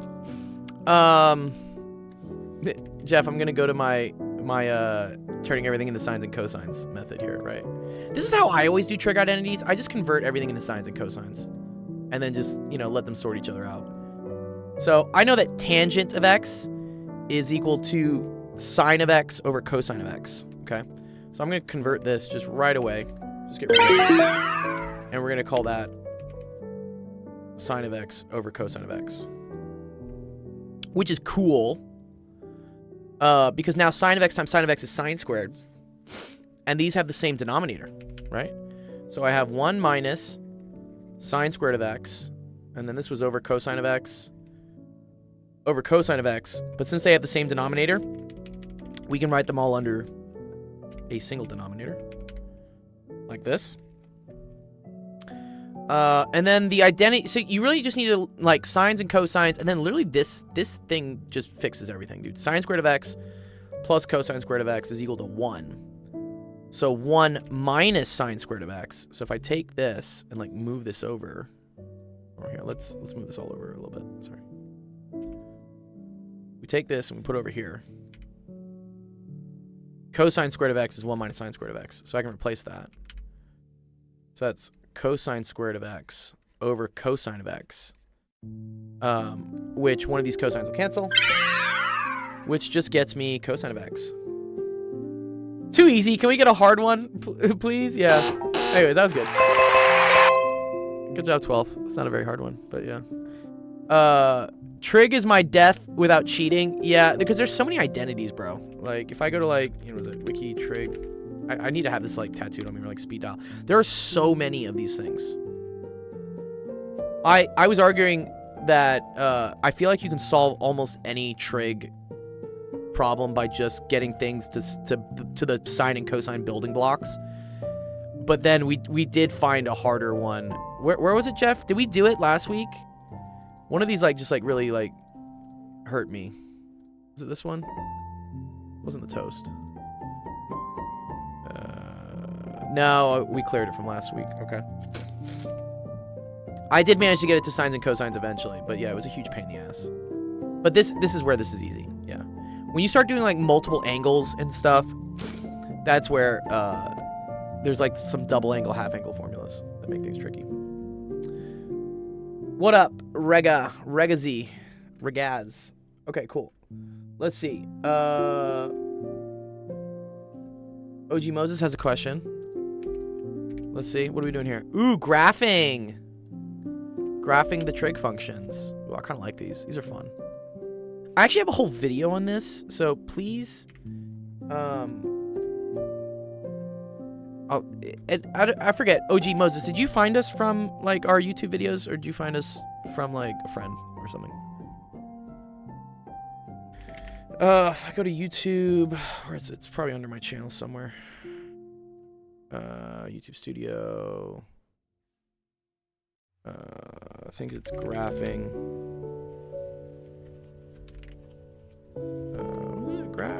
Sinusoidal? Is that what?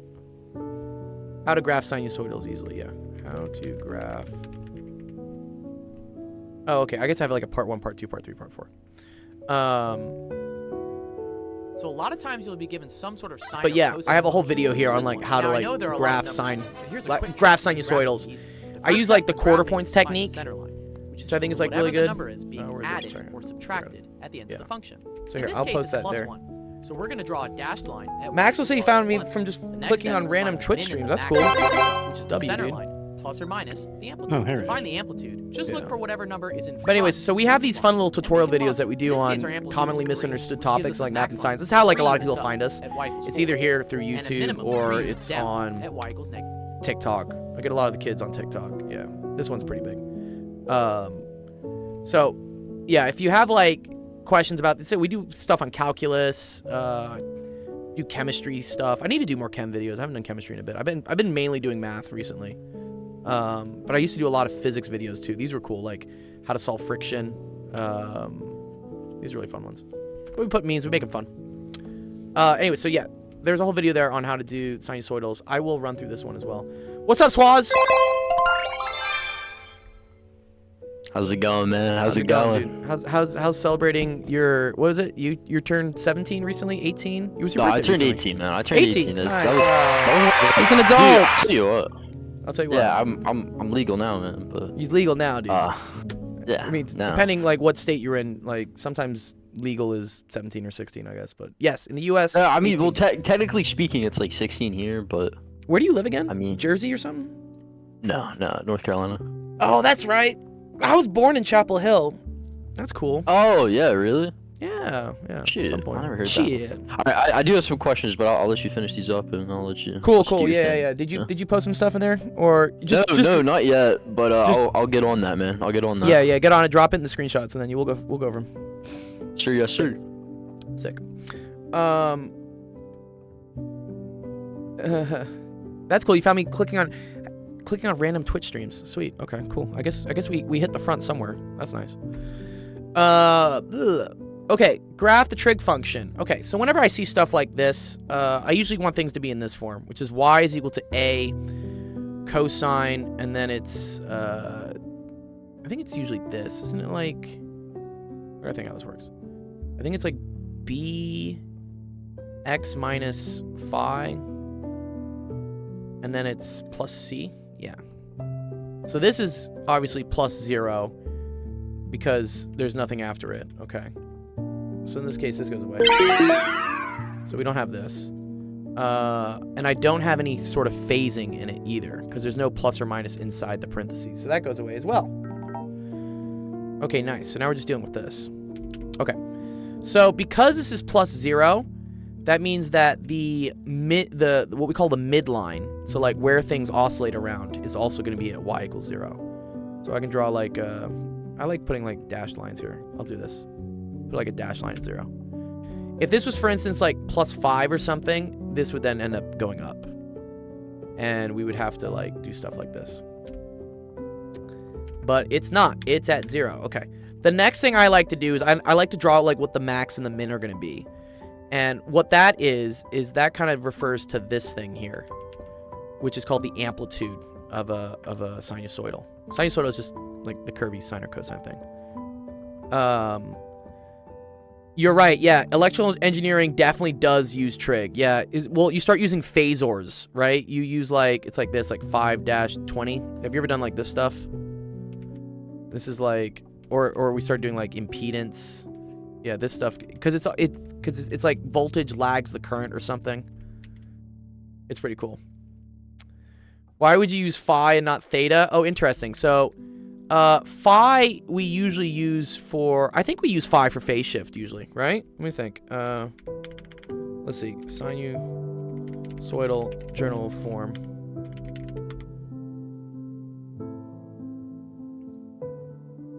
I want to say we use phi. Or they use B for the phase shift? No, this is the OG. This is what I'm talking about. There you go.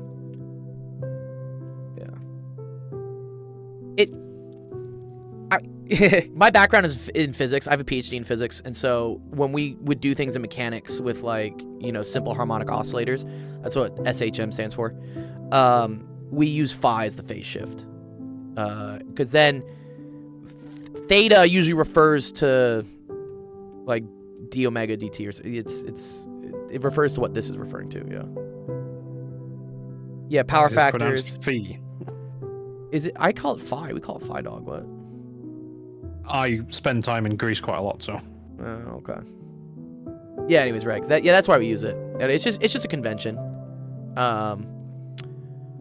You're right. Theta would make sense with angle. But just for whatever reason in physics, we use phi as phase shift. Phi. Uh-oh. Just, yeah, crack on. It's crack on.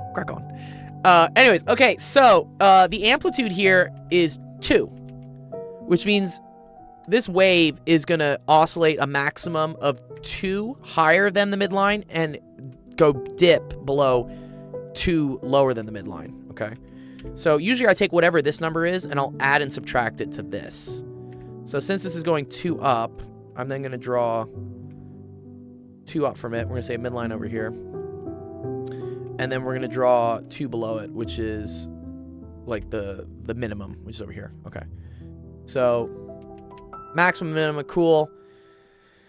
The next thing I like to do is I like to see where this thing is equal to 0 and where it's equal to 2 pi.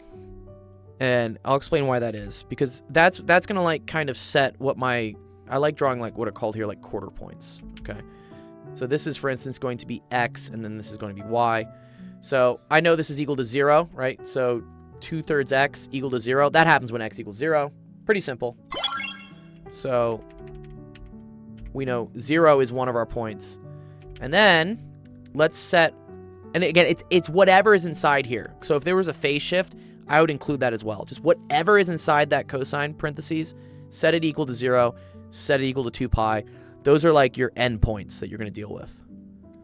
So if we do 2/3 x is equal to 2 pi, okay? 2's cancel. And I get that x is equal to 3 pi. Okay? So that's going to be like my next endpoint, all right? And then what I do is I want to figure out the quarter points, which means I want to figure out where the halfway point is between 0 and 3 pi. So the way to do that is to add these two and divide by 2. So 0 plus 3 pi divided by 2, which gets me 3/2 pi. So that's going to be what I call like the midpoint. And then I want the half between those. So in this case, the halfway between 0 and 3/2 is 3/4. And the half between these, again, I'll show you just how to do it. You just add them. So 3/2 pi plus 3 pi, all divided by 2. So that's equal to 9 pi. So, because, right, this would become, no, sorry, I did that wrong. No, I did that right. Sorry. This would become 6 pi over 2. So it's 9 pi over 2 over 2. So that's 9 pi over 4. Okay. Why is Dr. Gold rich? Says Athos. Athos, why is Dr. Gold rich? I'm not very rich. I'll show you my W2. I'm the absolute opposite of rich.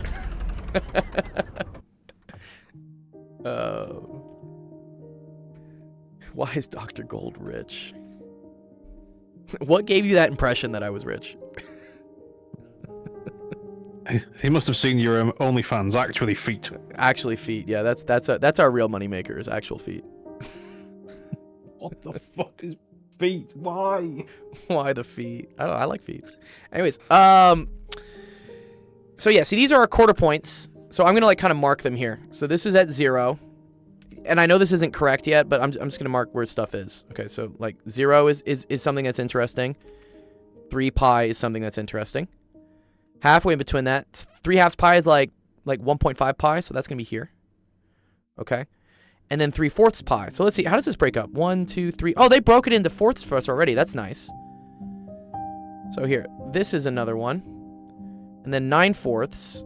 So that's 2 1/4. So that's over here. Okay, so these are like my interesting points. What I'm gonna do now is just plug in whatever this is into X and then solve for it, okay? So one way would be to, yes, let's plug in 0 for X here. So I get 2/3 times 0, which is 0. And I'm left with -2 cosine of 0 plus 0. We don't care about the plus 0 anymore. This is where you have to remember your unit circle. It is plug and chug, but I'm going to show you a trick where how this works, because there's a faster way to do this. So here I know this is cosine of 0. Cosine of 0 is 1, okay? So if this is 1, then -2 times 1 is -2, okay?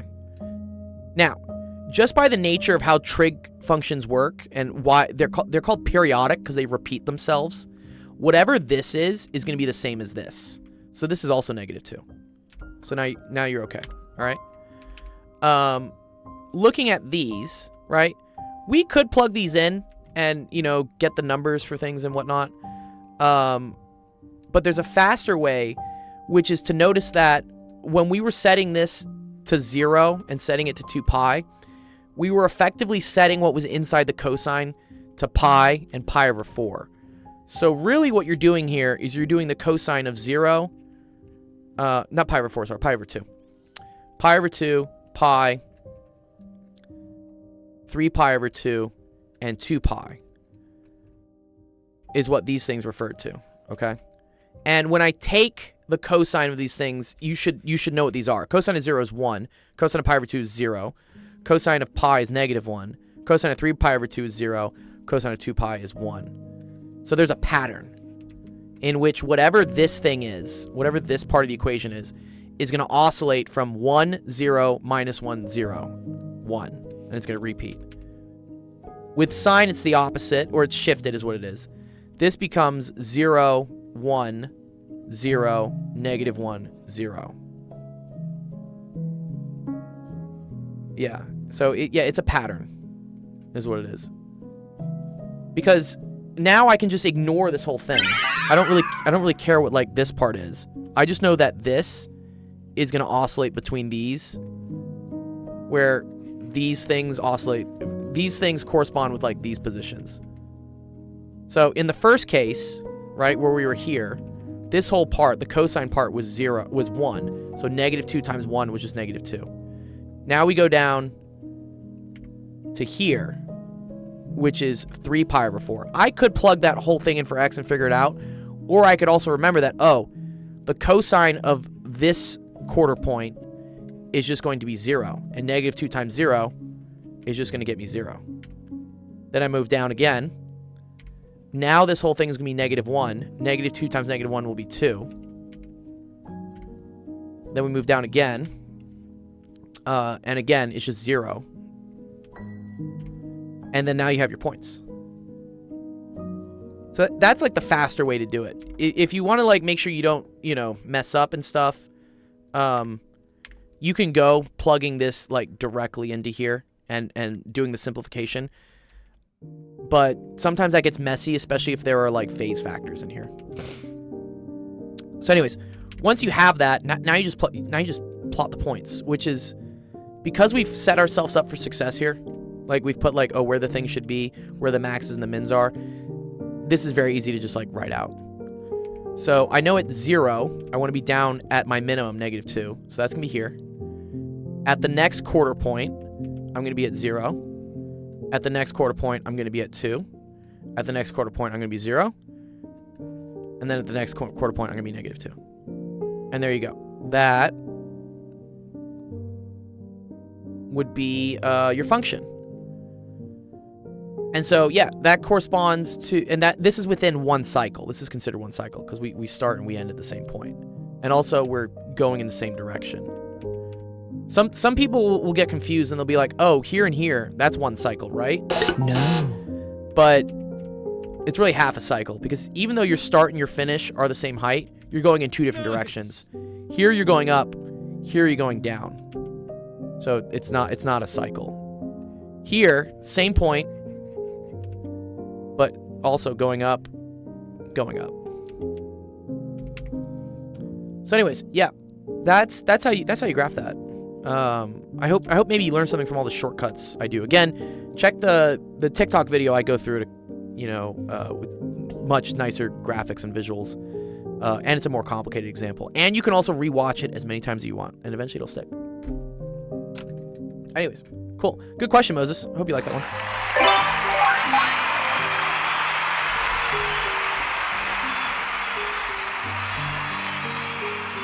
Yeah, you're very welcome, dude.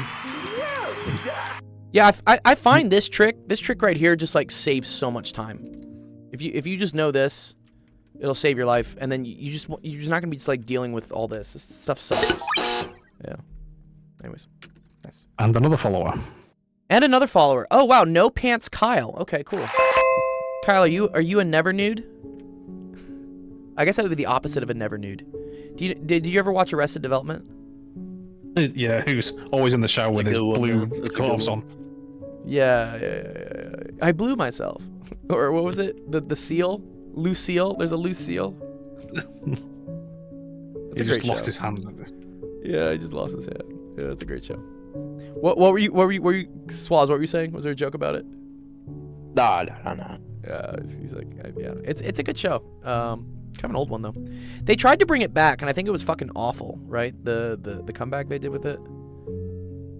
Yeah, there was like one season. It was one season. Like Netflix brought back Arrested Development, and I was like, oh no. Did it still have Michael Cera, or was it? Yeah, they got like rid of like some major characters. Yeah. Anyways, it was good. It was a good course. Oh wow. Okay, let's see. Alex H has provided a this is an impedance question. Oh wow. Yeah, see, this is where the trig comes into play. Okay. Because do you notice how this has a unit, but it also has like an angle? Oh wow. Okay. I gotta remember how this works. So I believe this is the amplitude, right? So things are in like an amplitude, then it's a cosine, and then it's omega t, and then I'm gonna say phi. I know you guys want to say theta, but phi. Okay. So this is the phase shift, and then this is the amplitude.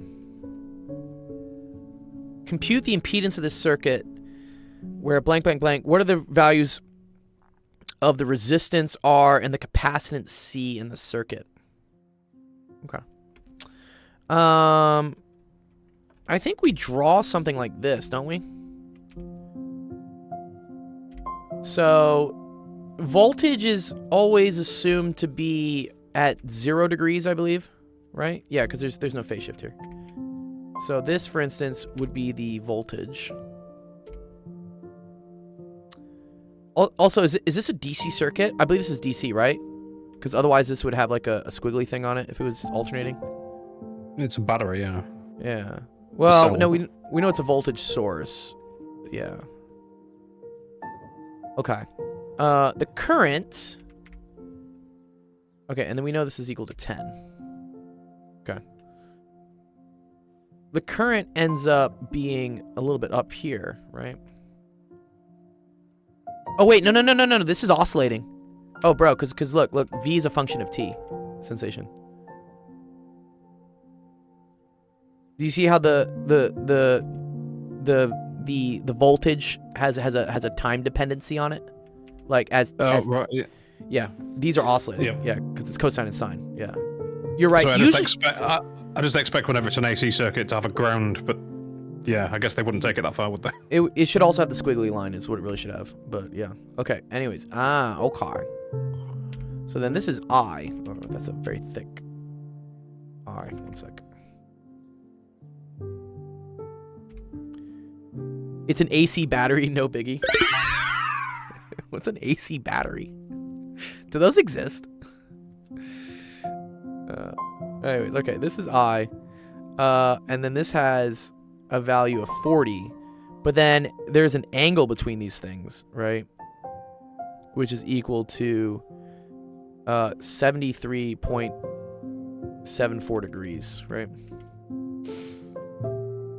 I think a UPS is technically an AC battery. Oh, you're right. It is actually. Yeah. Yeah. UPS is an AC battery. Okay. Cool. And then we're asked to figure out the resistance and the capacitor. Okay. There's a relationship between this, between V and I, and I think it has to do with phasors. We had an, okay. Let's see. What is he saying? We had an operations engineer that requested we replace our 480 volt tri-phase with a battery. Oh Jesus Christ, dude! What? That's a huge. What were you doing with a 480 tri-phase? That's like a massive engine or something.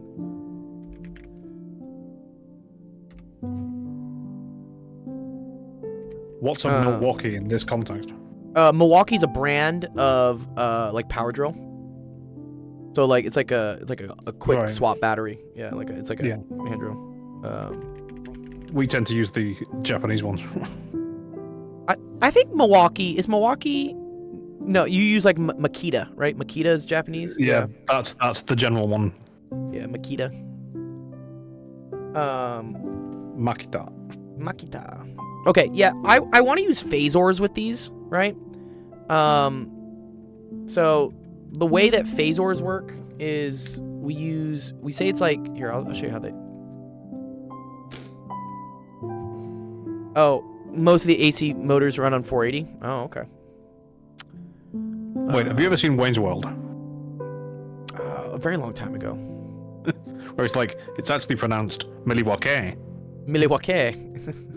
Which is Algonquin for the good land or something. The good land? Alright, these are how phasors work. So this is like the amplitude, this is like the amount that's there, and then this is the phase angle, which is like how delayed it is. What this is showing here, and I think usually things go this way. Yeah, they go counterclockwise. This means that the current is going to lead the voltage. So the peak of the current doesn't line up with the peak of the voltage. This is something that's unique to AC circuits. Again, this is not a high school thing. So, but what we can do is we can figure out what the impedance is, which is, this is similar to like V equals IR for DC circuits, but instead it's V is equal to IZ. And this is for AC circuits. ICE and ELI. Oh, okay. Okay, so that means that the impedance is Z. Z is going to be equal to V over I. So that's going to be equal to 10 that over 0.04 divided by this. Okay. Now, to do this, let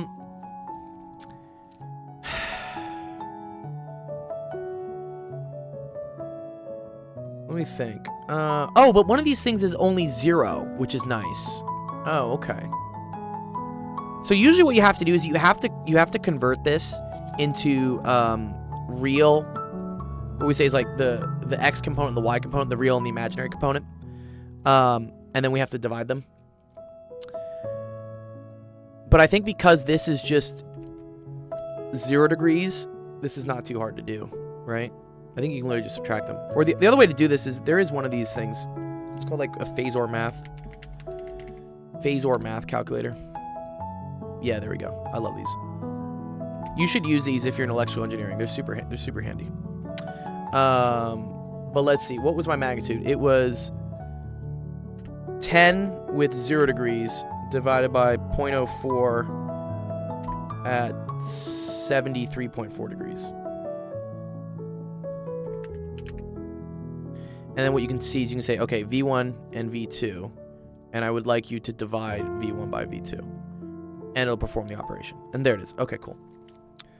So that ends up equaling 250 with an angle of negative 73.4. Okay. So this equals 250 angle negative 73.4. I see why that works. Like 10 over 0.04 is 250, and then it's this minus this. But that doesn't work all the time for stuff. Like, be careful. Actually, I think with division it does. Okay, with division it does because everything's in the exponent, right? It's the addition that doesn't. The addition you need to break down into components. Yeah. Okay. All right, so let's see. What do we got to do next? All right, how many components do we have here? Ooh, I see. All right, we have a capacitor and a resistor. So these are the only two things that can contribute to the impedance, which is similar to like the DC resistance. And how that works is we say the impedance, and since these are in series, right, that's just going to be equal to the resistance of the resistor plus what's called, I believe this is called the reactance of the capacitor, which is like this, JXC. Yeah, so this is called like the reactance. Okay, cool. And then in electrical engineering, they use J to signify like the imaginary part. It's weird because in math we use I, but in electrical engineering, I is also current. So you're kind of like screwed. So that's why they use J. And then what we know is, let me see what is capacitive reactance.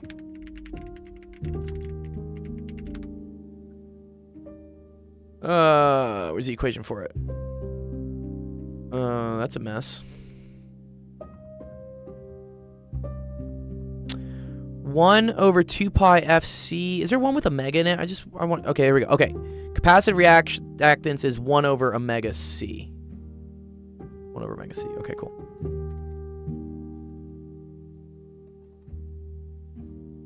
Okay. Now, this is where this is cool, right?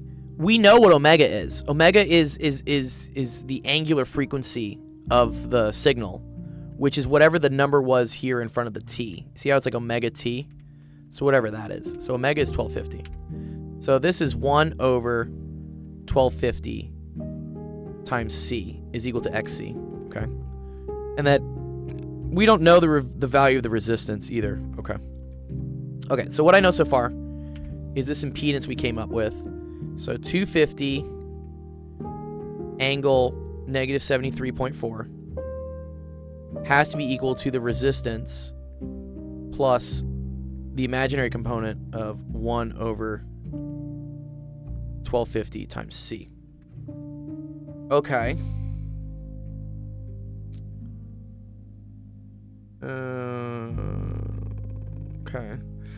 Okay. Okay. So this has, because this has like a magnitude and an angle, this can be converted into a real part and an imaginary part, okay? Where similar, this is where someone was asking, like, why do I learn trig? You use it in a lot of things. We're using it here in electrical engineering. So if this is 73.4 degrees below, this is going to have what's called a real component, which is any number that's not in front of J. And then it's also going to have an imaginary component here. This is like the J part is what it is. And so we can use trig here. So this is going to be equal to the real part here is going to be 250 cosine of 73.4 degrees. And then it's minus 250 sine of 73.4 degrees. Okay. And then I should put a J in front of that. Right, yeah, okay. They put the J first. Okay, cool. Now, since the resistor is only going to have real part, right? All right, and this is all equal to this. Oh, this is so cool. Actually, this is a really cool... This involves a lot of math. Okay. So, real part needs to correspond to real part. Okay. And then, imaginary part needs to correspond to imaginary part, right? So, this part needs to correspond to this. Okay. Very cool. Okay, so what does that mean? That just means that R is equal to 250 cosine of 73.4 degrees. That's nice. That's not too bad.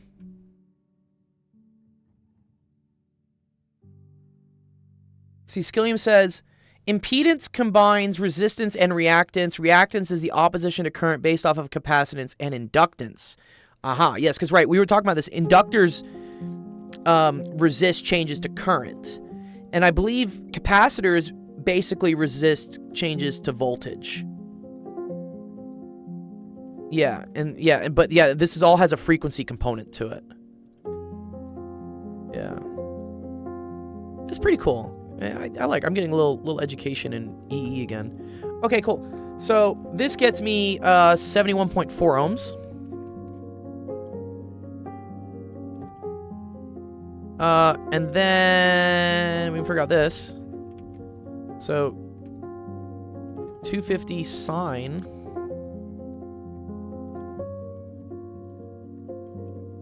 So negative 239.58. Negative 239.58 is equal to 1 over 1250C. So then multiply that by 1250. And then do 1 over that. And that gets me a really small number. Okay, cool.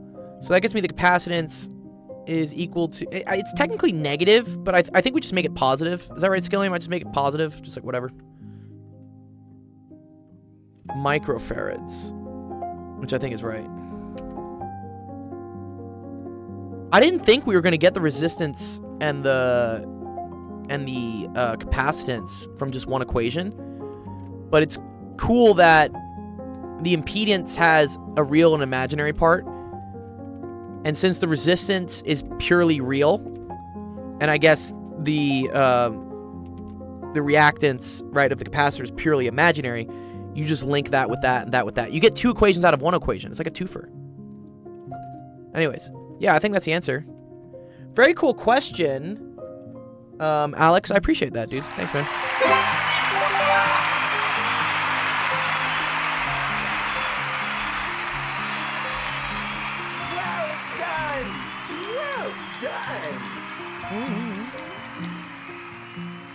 Nice.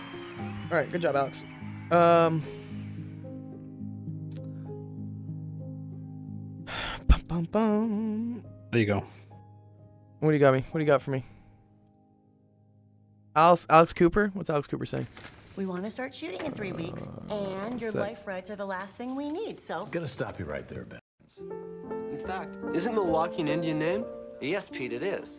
Actually, it's pronounced Milwaukee, which is Algonquin for the good land. What the Coming fuck? here as early as the late 1600s.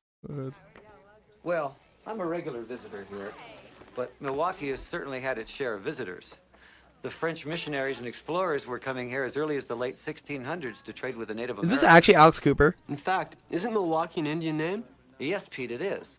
Actually, it's pronounced Milwaukee, Milwaukee. which is Algonquin for the good land. I was not aware of that. Yeah. I think one of the dude, most oh my interesting God. aspects of Milwaukee is the fact that it's the only major American city to have ever elected 3 socialist mayors. Does this guy know how to party or what?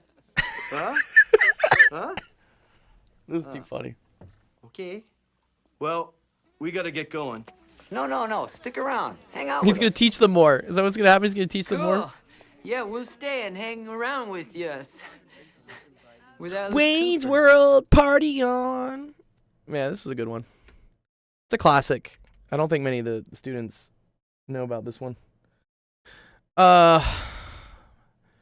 Who's that actor again? Sorry, who's that? He did Austin Powers and stuff. Mike Myers, Mike Myers. That's it. Yeah, Mike Myers. who apparently is terrible to work with. Oh, I wouldn't. I'm not surprised. Like what?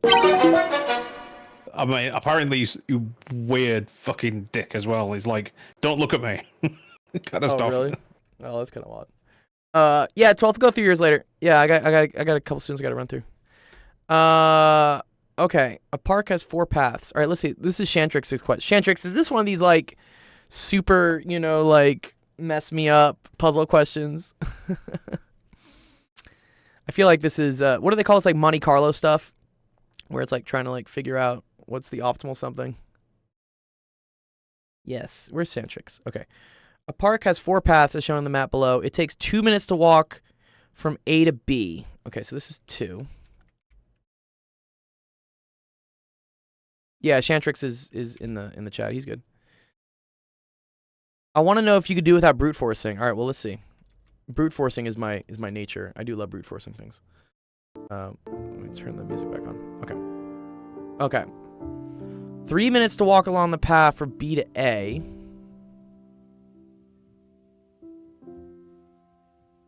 Three minutes to walk from B to C. And 3 minutes to walk around the path that begins and ends at B. Okay, so this is also 3. Rashika. Okay, cool. Goes on a walk, starting at A, walking only in directions indicated along the paths, never stopping to rest, and finishing at C. If the walk takes a total of T minutes, how many possible values of T are there with T is less than or equal to 100? Oh, Christ.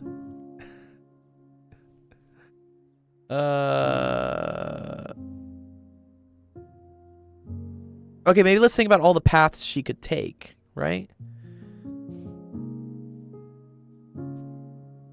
I'm just gonna list out the possibilities, right? So there's A to B to C.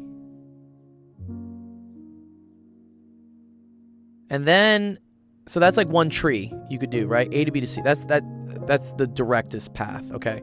Oh, okay, but then I see there are ones where you could just do multiples, right? Okay.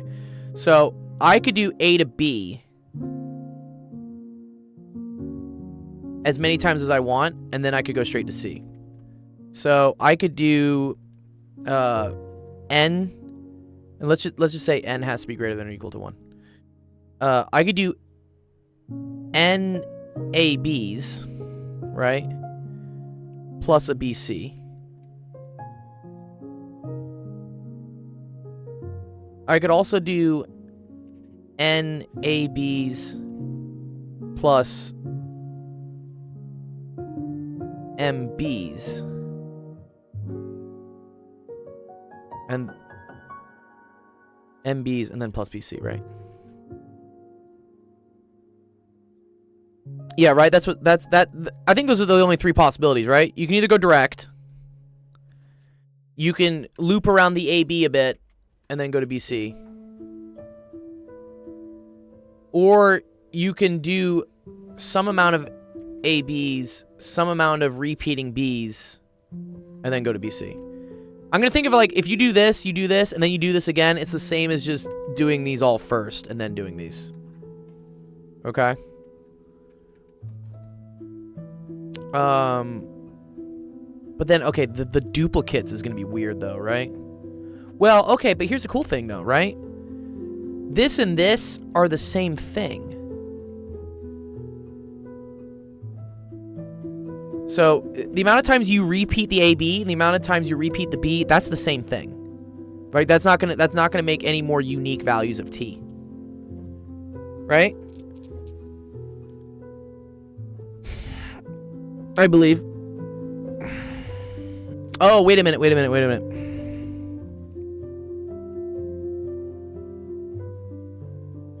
Oh no, I messed up. I see. Okay, but this is tricky though. You're right, Shantrix. This is tricky because this is different than this. I didn't do BA. You're right. I didn't do BA. Ugh. Yeah, okay. I saw this as like a whole loop. I'm gonna call this like the AB loop, is what this is.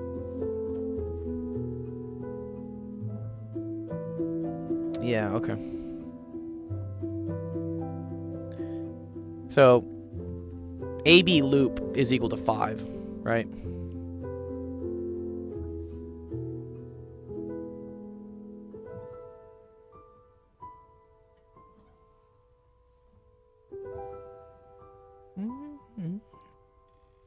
Except in the case where you just do one of these, you do a bunch of these,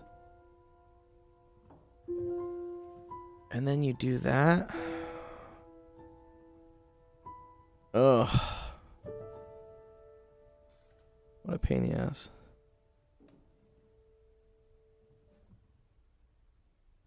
Okay. So, there's at least 3. Well, there's at least 5, right? That's one of the values. Whatever, that's one of them. And then it's this, which is n times 5, or let's say like 5n plus 3 has to be less than or equal to 100.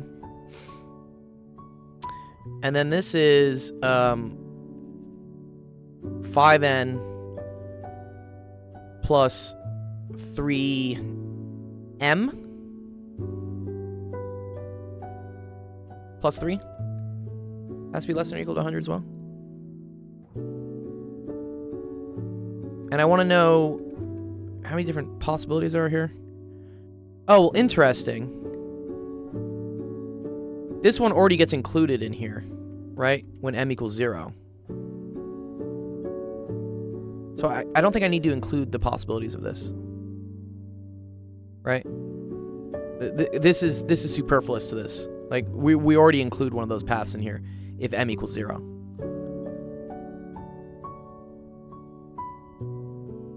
Right, okay.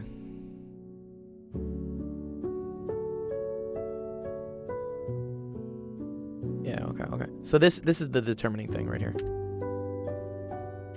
5n plus 3m plus 3 is less than or equal to 100.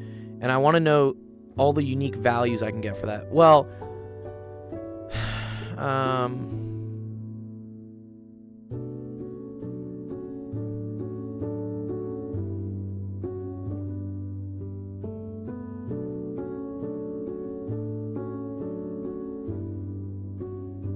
well, I can move the 3 over, right?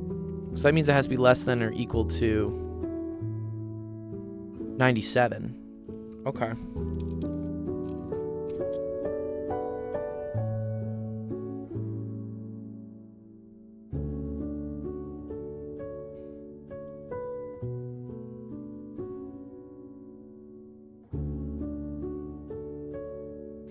Yeah, you can maybe do that too.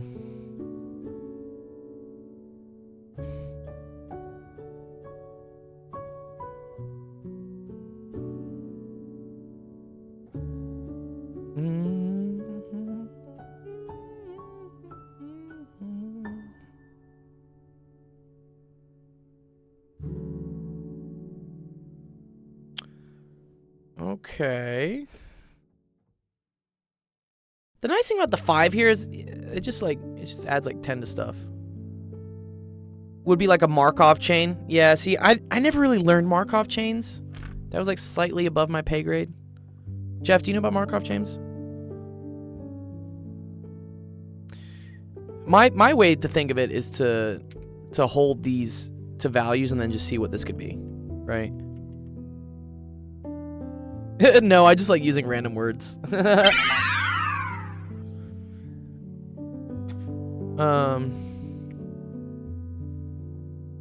Because we're gonna get some that like double. We're gonna get some double counting, I think.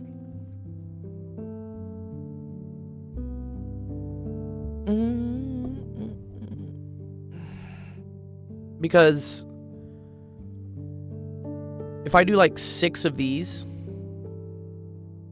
let me think. Oh, what's up, Ace? 35, nice. 35. Like, right, if n equals 2, and m equals 1, that's the same thing. Or let's say n equals 2, m equals... what's that, 10? M equals 5. That's 25. That's the same thing as n is equal to 5, m is equal to 0. Like, these double count. That's why, like, they're not unique. That's not unique values of t.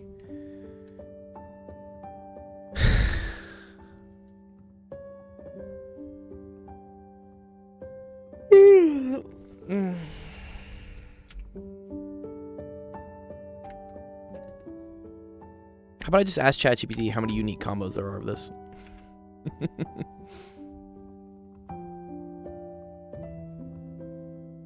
Maybe you can show me how it would do it.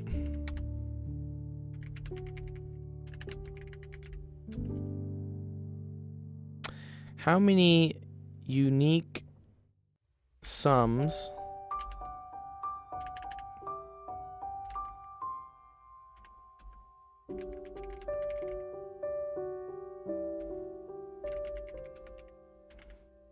and what is it going to be? It's going to be 5x plus 3y.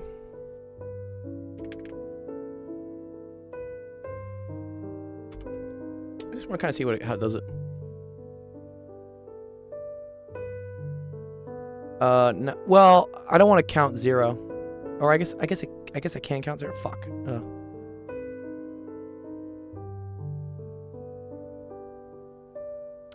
Yeah, but how does ChatGPT do it? Yeah, it brute forces it. See, it just iterates over all the. This is cool. You can ask ChatGPT to show like the code it uses to solve this. This is just a brute force way. I don't know mathematically how to do this without brute forcing. I'm sure there is some nice trick, and probably involves some sort of like Markov chain thing. Is there a solution for this one? I'd be curious to see.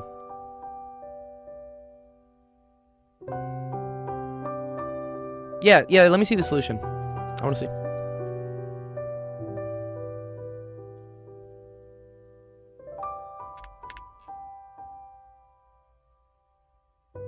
Ooh, I'm excited for Swaz's work. Looks like we're doing binomial stuff. That's cool.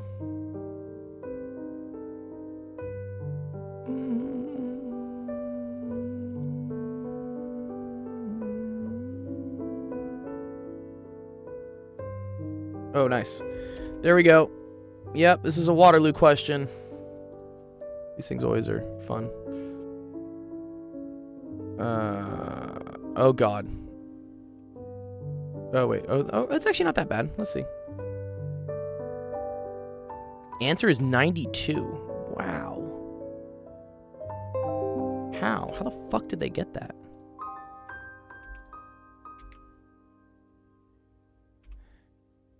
Divided by ChatGPT, yeah. Well, let's see. Let's see how they did it.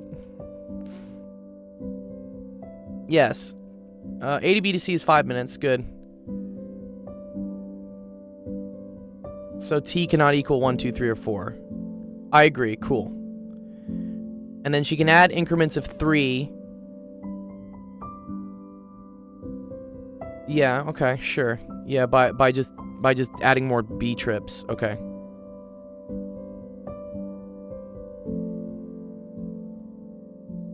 A to B. A to B to A to B to C.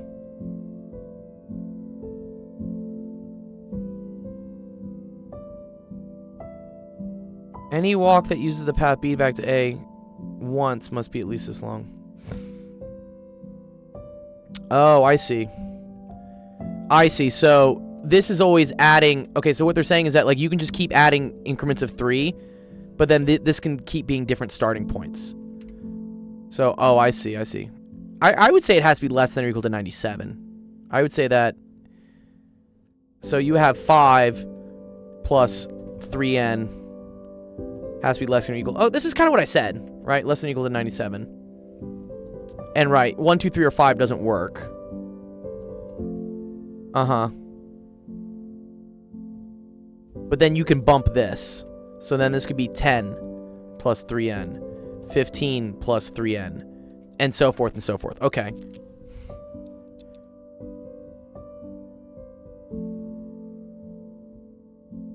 Examining these lists. So this is the bullshit part. Like, what? How are you supposed to do this on a math competition? How are you supposed to just like come up with these lists up to 100?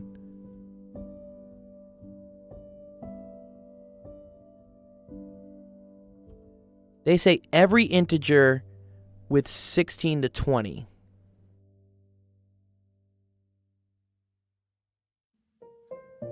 Oh, sorry. One sec. Let me allow that. You can say whatever. Break out the calculus. You have to change velocity, acceleration, jerk, and jounce. Dude, what is I thought it was snap, crackle, pop, not jounce. Too much jerk in the fall of the path. Your answer is not realistic. Yeah. Interesting, but then they kind of go by like the opposite. Oh, jounce and snap are the same thing? Okay, cool. I didn't know it was called jounce. Yeah, this part I don't agree with, Shantrix. How the fuck are you just supposed to examine these lists and find out that it couldn't be certain values? Like, what? I want to say it has to do something with modulus, right? So let's think about, like, as you add 3s to things, right? Watch, we got like 3, 6, 9, 12, 15. I want to see if there's just a pattern, maybe 20, 21. But then I can add 5 to it, right? So then you can have 8, 11, 14, 17, 20, 23, 26. But then I could add 5 to it again. So that would be 13, 16, 19, 22, 25, 28, 31. And then I know all the multiples of 5 get covered, right? So all the 10s get covered. 5n plus 3m can equal any value greater than 7. an plus bm can have any value higher than a minus 1, b minus 1, minus 1 if a and b are relatively prime. Where'd you get that from, Jeff? That's actually pretty cool. But, you know, kind of we see this, right? Like 15, 16, 17, 18, 19, 20, 21, 22, 23. I do start to see like a pattern, if that makes sense. Because, right, then I could have 18, 21, 24, 27, 30, 33, 36. So, I mean, just from what I'm seeing here, it looks like I can have any, I can represent any number up to 100 relatively well. I think, but like, when I should be able to get 10 as well. Can I not get 10? I can get 10. So I can't get 9. Interesting. Why can't I get 9? Oh, because this has to be at least 1. Aha. This has to be at least 5. That's why I can't get to 9. Yeah. Yeah, very cool.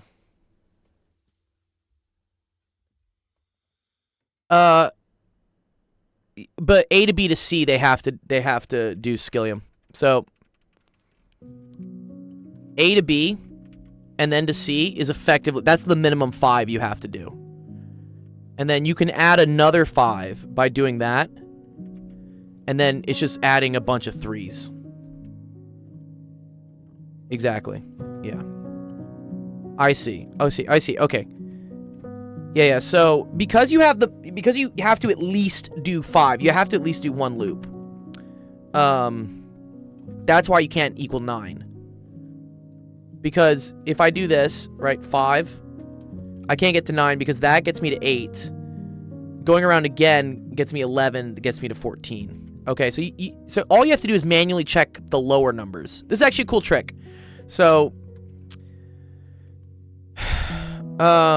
And I think we can maybe see this because the difference between 5 and 3 is 2, right?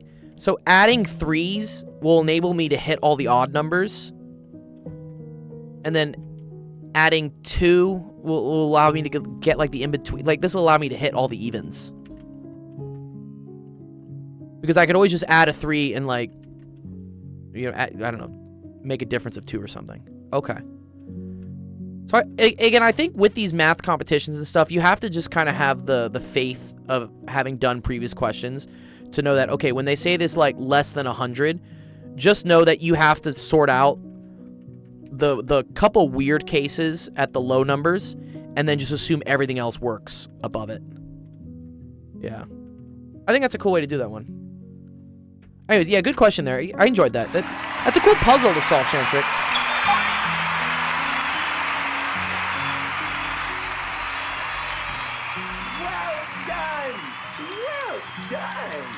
Oh, thanks, man. I appreciate it, Skillian. Yeah, thanks for finding us. Yeah, feel free. Yeah, join our Discord or follow us. And then here's the calendar if you want to know when we stream and when our other friends stream who also do math. So this has all the other math streamers that are on. I guess I'm the only one. Well, oh, Eric was streaming earlier today. But yeah, our next stream will be tomorrow, an hour later. And then it's another hour later on Wednesday. And then we have some other great friends here. That's Zach. That's Penn Center. Dawn. A bunch of other really cool math, science, Twitch people. But yeah, thanks for coming by, dude. Appreciate the appreciate your presence. It's fun. Thank you. Yeah, take care, dude. The coin problem. What's the coin problem? Let's see this.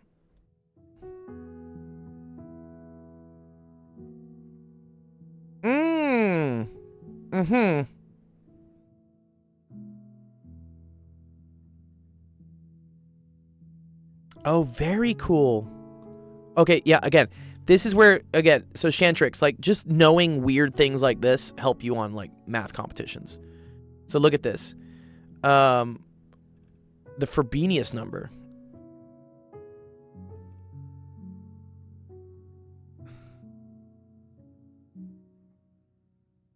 So it says, I gotta go in 20 minutes. Could you run through mine? These questions are confusing and I have a mini quiz on them. Okay. What's your question? Oh, we did your question earlier. Oh, you weren't here. Oh, I did your question 12th. You just weren't here.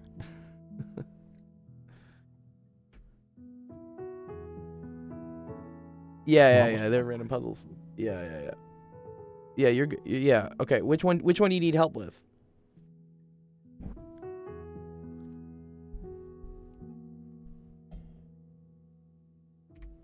You don't know how to do this? Oh, we did this earlier.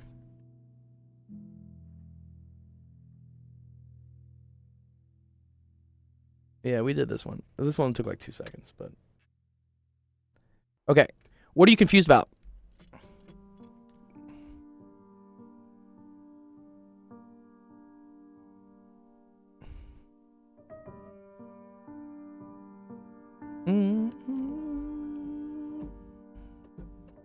Yeah, thanks, Shantrix. You have a good night too, dude. Okay. So, my solution here, Shantrix, is to always try to convert everything to sines and cosines. Because once things are in sines and cosines, it's easy to then kind of put the puzzle pieces together. So, what's one of the things here that's not a sine or a cosine?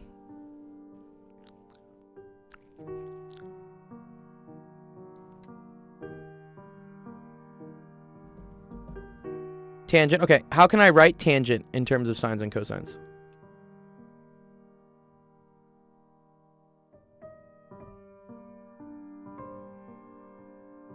It's sine over cosine. So that's sine of x, and instead of times tangent, it's times sine of x over cosine of x. Okay, what do we do next?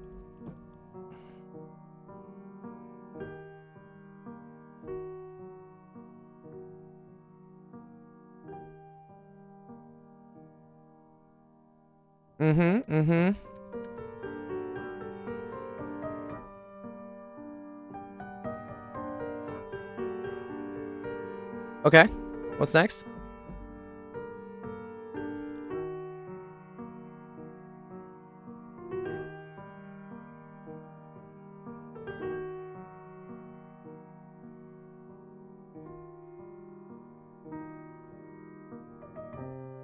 Yeah, okay. Yeah, you know how to do these, dog. This isn't hard for you.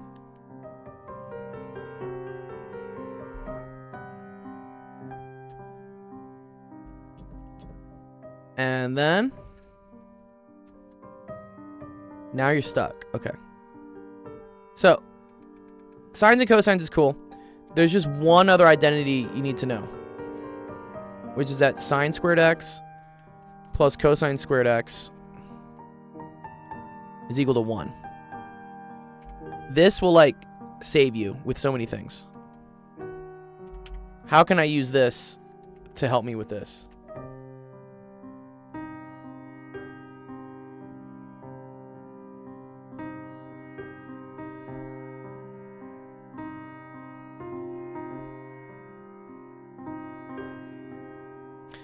Move cosine squared to the side. Yeah, good. Well, that's kind of weird, though, because then that's like 1 minus cosine squared, but I guess that's okay.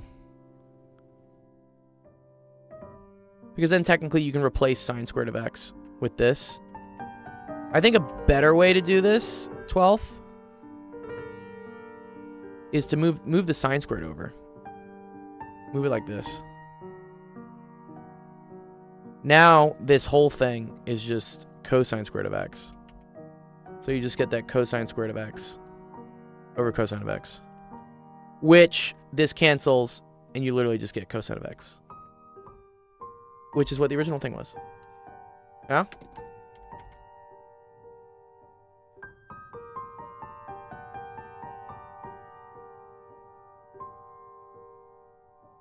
Yeah, nice. Good. Yeah, if you want, I mean, I have a whole PDF of these. Let me find it real quick.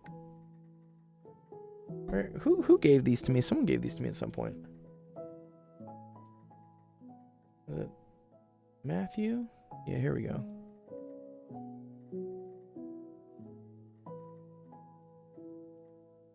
Here, I'll give these. I'll put these in the chat for you. But these are good. If you ever want like just more practice, go through these. Some of these, like, especially towards the end, get like really tricky. Like whatever the hell this fucking shit is down here. Like this stuff really sucks. So, but I don't think, yeah, some of this is like addition and subtraction stuff for trig functions. I think you're probably mainly gonna, I mean, some of these are actually really, really hard. Yeah, wow. This is, yeah, yeah. I don't think stuff will be this hard. This is very difficult. But, yeah, take a look at it. Okay, cool. Swaz, what's up? What's up, dog? Thanks for waiting. Let's see what we were doing with Swaz. Hello? Yeah, what's going on, my guy? Sorry. You're Not good, much. Not much. Which one you help with? All of them? All of them, they're pretty quick though. So like the Oh, only that's ones fucking that really am confused on are the standard deviation ones. Where it's asking like how to find the standard deviation. Okay, for like a sample and stuff? Yeah. And then there's one of them. Yeah. Pretty much. Okay. Yeah. Yeah, it depends whether like the sample pools are like, if the samples are pooled or something like that. I gotta figure it out. Oh, what is it?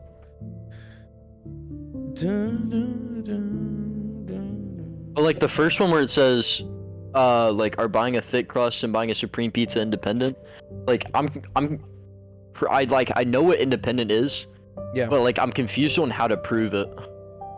So things are independent if the probability of one given the other is equal to the probability of the other given the other. So if probability of A given B is just equal to like probability of A, I think that means they're independent. Is that how that works?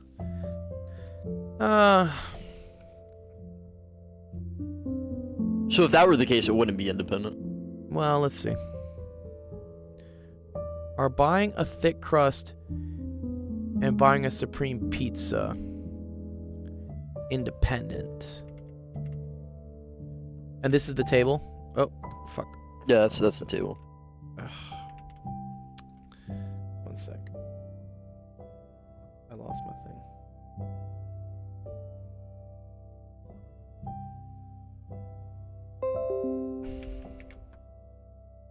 I gave you a nice little view of my keyboard. I You love, wanted to see it. love that view of your keyboard, dude. Is that a Razer? It is. It is. Yeah, I noticed the green. The green. I got the little. Well, it like goes in between colors, but yeah. Yeah, green's a classic. Okay, yeah, let's see. I think there's a test for this actually. One sec. It's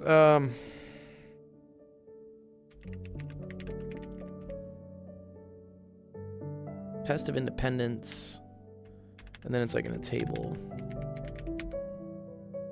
chart. I don't know, whatever. Fuck. Let's see.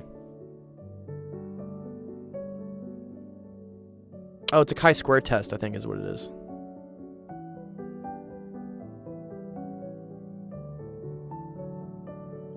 Yes.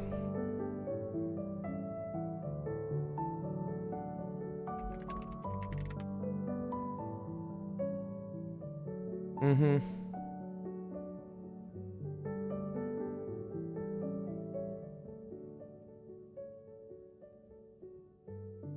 Yeah, here it is. This is it. One sec.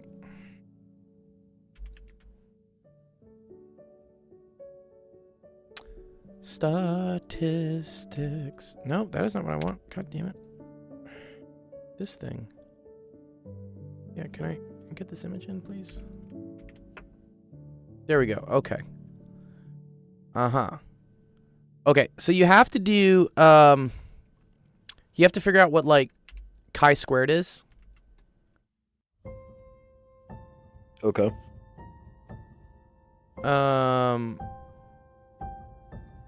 Oh, I see. Oh, your teacher's doing it this way. Look, they said probability of selecting a thin crust pizza, right?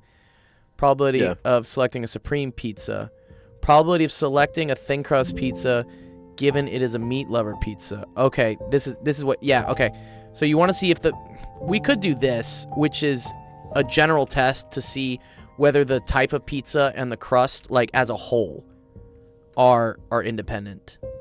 But I think you can. I think I see him do it the way you're about to do it. Yeah, which I think is this. It's just like is probability of thick crust, and then like probability of thick crust given supreme, and then you look at like probability of supreme,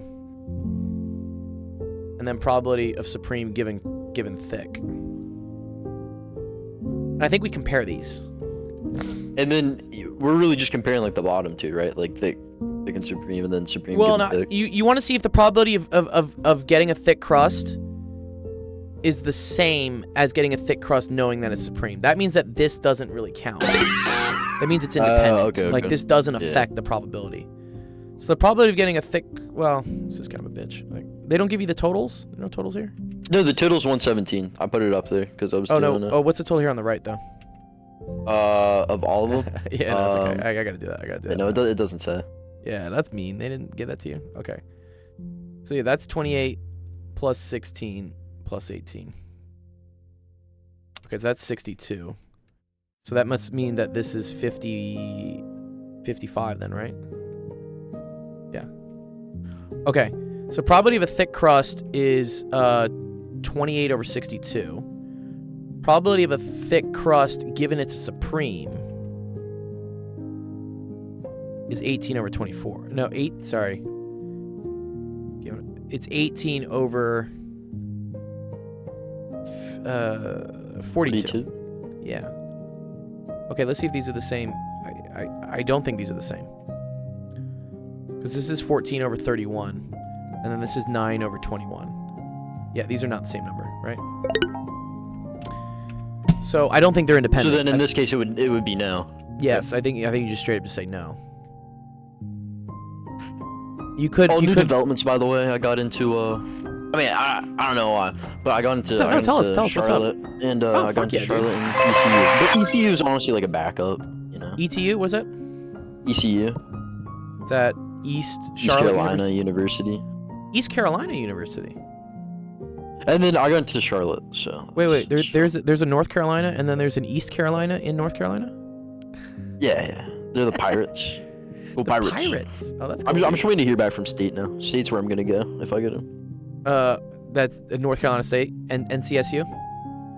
Yeah, I'm going to state. Are they the Stallions or Wolfpack. something? They're Wolfpack. Wolfpack. They have a good basketball team, I think, right? In CSU. Yes, sir.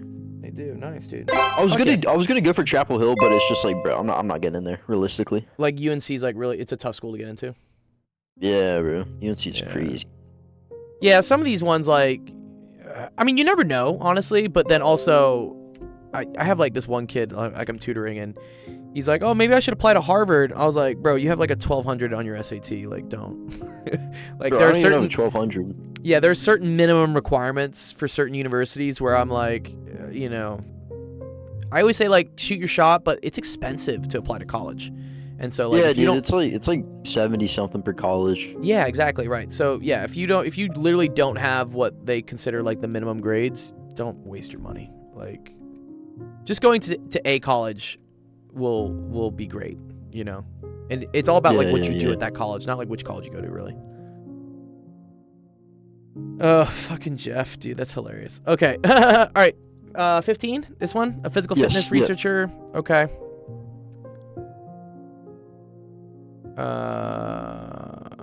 Oh, okay. Well, this isn't too bad, dude. Is it not? No, this is just Z stuff, right? Yeah, dude, it's Z. I haven't done Z-score in a minute though, so. Oh, okay, that's all right. So, the mean is 84.5, standard deviation of 7.8 on each side, right? So we got like, well, I can't draw curves today. Right? So 7.8 away. I want to see if it's just if they're not nice numbers. Okay. So you have to find this. Well, here's my question. Because I can do this on the calculator. It's very easy to do on the calculator. Are you gonna be given a calculator like this, or are they gonna want you to solve this? Yeah, because we have to do like tables? binomial CDF and like. Oh fuck yeah! Okay, PDF. then yeah, we're gonna use the calculator. I'm just gonna literally show you to do this. So you just go to second distribution here. Yeah. Okay. And then you're gonna go to normal CDF, and then you just type in what these are, right? So this is 84.5 up to 90, and then the mean is 84.5, and then the standard deviation is 7.8, right? Yeah, a lot of this shit is stuff we've done on the calculator. I just forget how to do it by the time the test comes around. Well, that's what it is. It's just that. So Yeah. this is 26%. What is this? Yeah. Do you mean to do the other ones, or do you understand this? I can do the other hate it. one. I wouldn't say no. I wouldn't say no. He says I won't say no.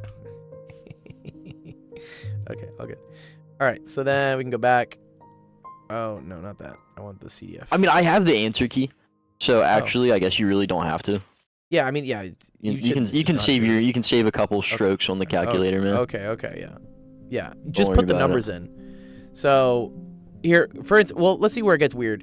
So when they say the probability of the score is below 92.3, so that means you need to set your lower to like really, really far down. So you say I just do like -1, negative and then a bunch of zeros.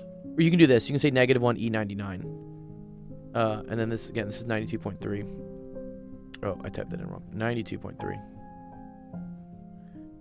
And then the mean here is 84.5. And this was for C? Yeah, this is for C.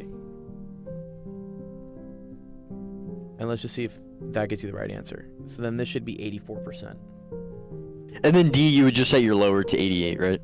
Lower to 88, and then you set the upper to +1. Yeah, times like 10 to the whatever. 99. Yeah. Yeah, okay, good. Alright, nice. Okay, nice. Appreciate that, man. Appreciate that. Okay, cool. Alright. Ooh, what is the standard deviation of the distribution? Okay, I see that. Let's blow one up. Okay, yeah, no, this one, because it's like weird. I don't know. Okay, it's okay. All good.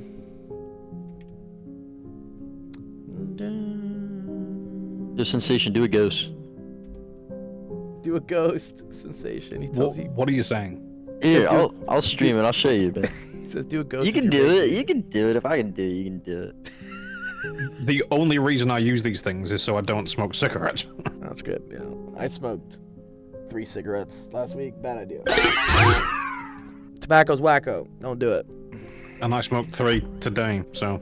Oh no. Oh no. Oh no. There's something in tobacco. I don't know what it is. Yeah. My body just craves it. The cancer just hits different, dude. that's only if you've got bad genes, but that's a whole different thing. Yeah, I think Swaz is going to show you how to ghost while I figure this one out. No, for real, it's like 99% of all cancers are genetic, so it's... Well, my grandfather had lung cancer, so I'm probably screwed. There's that. Interestingly enough, so did mine. It doesn't stop me. I'm screwed. Let's see. What is the mean? Oh, you got the mean of the distribution, right? You just add them up. Yeah. Okay. So you're doubly screwed because you're Italian as well. So yeah. It's like Italians are notorious for being the most healthy people on the face of the earth. Are they? The Mediterranean diet? I hope so, right? Or they're not? Italians live proportionately longer than anyone else. Oh, that's good. Must be the Irish side. The Irish side of my grandmother did not live very long. My grandfather actually lived pretty long. He lived to 97 or 98. But he was the more Italian side. But you moved to the USA. Yeah, I know the microplastics.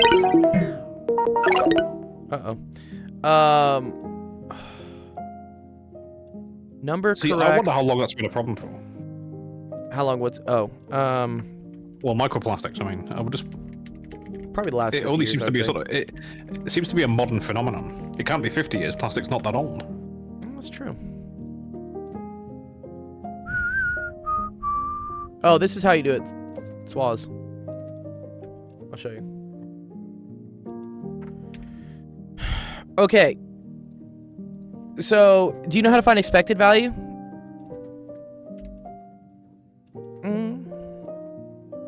What happened to his mic? Is his mic not working? He was trying to turn on his video to show you he knows how to ghost. Swaz. What happened to Swaz?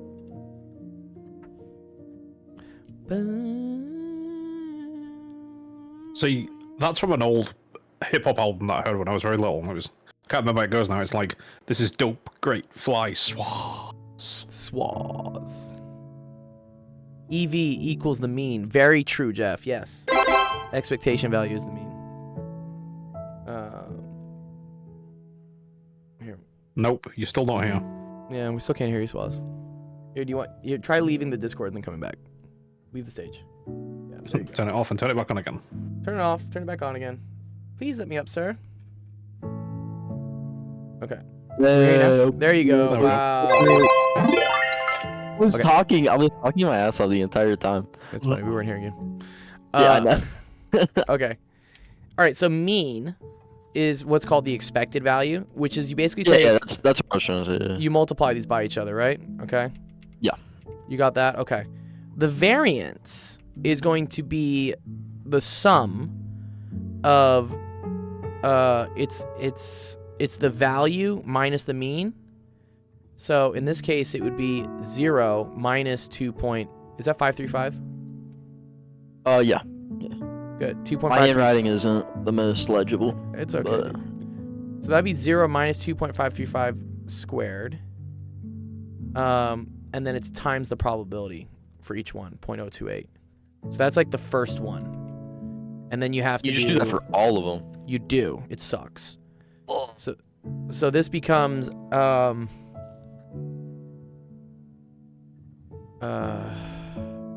right. Then this is 1 minus 2.535 squared times 0.151 plus 2 minus 2.535 squared times 0.308, okay? And so forth, okay? Yep. Okay. And then once you get that value, you take the square root of it. Okay, yeah, that seems... Do you want me to actually do that? It would just take time. It's just... Nah, dude, don't waste your time, man. I know cool. how to do it now. All right, cool. That's the thing you want to know for that. Here, I'll paste this in so you can see it. It's useful. Thanks, babe. Nice. Okay. Let's see this one. Dude, what's with all this fucking writing all everything? Why are you like scratching? Okay, so out? like I didn't want you to get confused, so you can just tell me which ones you need to do. You don't have to like. He's just like, you can't see this. Well, I tried to streamline it, you know. Oh, I appreciate the streamlining. Thanks, man. Don't worry about it, man. Anytime. Thanks, dog. Okay, premature babies are born more than 3 weeks early. Newsweek reports that 10% of live births are premature. Suppose that 350 live births are randomly selected. What is the probability that more than 50 births are premature? Okay. You have to check a couple things. Number E. Okay. All right, what's the standard deviation? Well, good. Yeah, so you know how to do this, right? That's cool. Yeah, choose the answer for that one, I'm pretty sure. One second, I gotta reload this. It's mad at me. Once we go over like 2.5 hours, it gets upset at me. Or actually, I guess we're almost at 3 hours, maybe? I'll put in the work today. Putting in the work today, dude, yeah.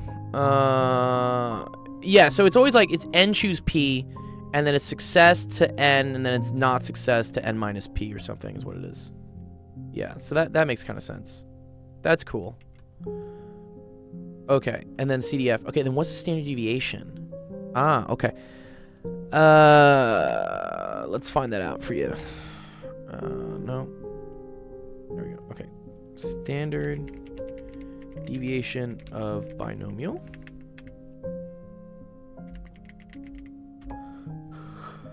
Oh, okay, it's cool.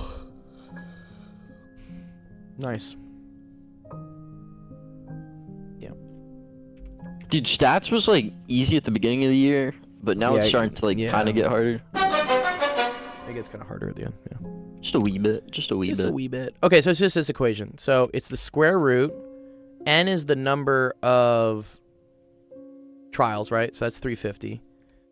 And then it's probability of success, which is 0.1, times probability of failure, which is 1 minus 0.1. And then that's it. So what is that on the calculator? Oh, wait, that's light. Wait, that's light. It's lightweight. Yeah, it's lightweight, dog. Yeah. 350 times 0.1 times 0.9. I would be honest, man. The numbers just overwhelm me sometimes, you know? No, like I get the you, words. dude. I used to get like really like upset every time I saw the word like sine or cosine. I'd have like a panic attack. Yeah, dude, I have like a visceral reaction of just like straight crying, you know? Yeah, I just straight cry. You ugly cry, dude.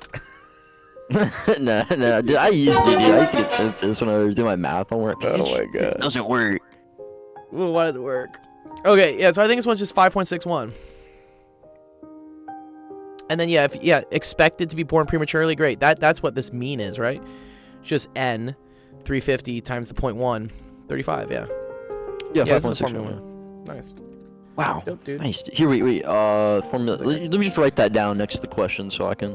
Oh, here, yeah. I'll dump it for you too. I got a little test on this tomorrow, so. You got a test? Uh-oh. Yeah, I did. All right. Good luck with your test. Don't worry, man. Don't worry, dude. Yeah, I'll tell you what, dude. I got into like I got into those 2 colleges, and I was like, fuck it, dude. I'm not doing any more homework. Well, what do you want to do in college? Dude, I have no clue. I have it narrowed down to like 3 things that I'd be fine with doing. What are those 3 things? Okay, so number 1, if I go to NC State, dude, I have to do engineering because that's like kind of just like what they're known for, and like also solid. Like, it could make some money in addition to like being something I feel like I can enjoy, you know? Yeah. If I went to East Carolina University, probably like construction management. Okay.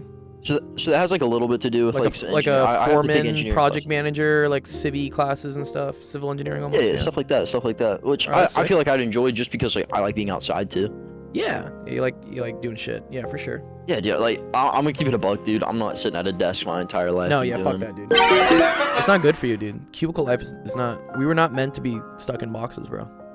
No, we weren't, dude. Working the 9 to 5 is not it. Yeah, it's not it, dude. Okay, cool. Other than Manager? that, I mean, what's your third option? Finance, bro, dude. If I go to Charlotte, finance, bro. He says, I'm doing it, dude. Oh no. He's be a crypto finance bro, dog. Dude, I'm you know like meme coins and shit? I know the meme coins, yes. I know. Yeah, Hawk Tua like had the rug pulled. Yeah, dude, I saw that. That was crazy because she owned like 97% of like all the she has no fucking clue what she's doing. Like did you see the Twitter spaces afterwards and CoffeeZilla just roasting these people, dude? Yeah, no, and then did you see no like clue how what she was like dude, she was just like while everyone was grilling her, she was like, "Oh, I'm tired. Yeah, she's like, I'm sleepy. I gotta go to bed." I'm like, I feel bad. She got taken advantage of for sure. They just found some like dumb ditzy whatever to like put her face on a meme coin, and then oh yeah, dude, but these people just grifted the fuck out of it. I think I think she's just gonna claim innocence that she doesn't know what she's doing, and then like they'll drop it. They're gonna go after those other. What is it? They said there were like 18 employees on this thing. I'm like, why does it take 18 employees to run a meme coin? Oh yeah. It's all a doesn't. fucking. It doesn't, dude. It's It all doesn't. a scam, dude. Yeah, dude. It's whatever. This shit's just like straight gambling. Yeah, whatever. I mean, it's. I feel like it's like the most fun kind of gambling, right behind It is sports degenerate. betting. It's degenerate, dude. Yeah, it's right It right really behind is. the 7-leg parlays. You know. Oh, dude, we were at like some brunch place the other morning because I need a little recharge. You feel me? You know. I feel you. And dude, my buddy was putting down a parlay, and then dude, some lady behind us, like she says, like, "Are y'all talking about parlays?" And then we start going on. She whips out her phone on like DraftKings or like FanDuel or something. I don't know which one it was. It was one of the two. Yeah. But dude, she was showing us like these crazy like 20-leg parlays. 20 And leg? she puts like, yes, no. And dude, I look at her straight in the eyes. I was like, "The bullshit. None of those are gonna hit." And she shows me like, she had 2 of them hit like in this week. So, I don't know. She's doing something right, man. She's doing something. No, this right. is the statistics. So yeah, DraftKings and FanDuel have made $10 billion in 2024. 85% of those profits come from parlays.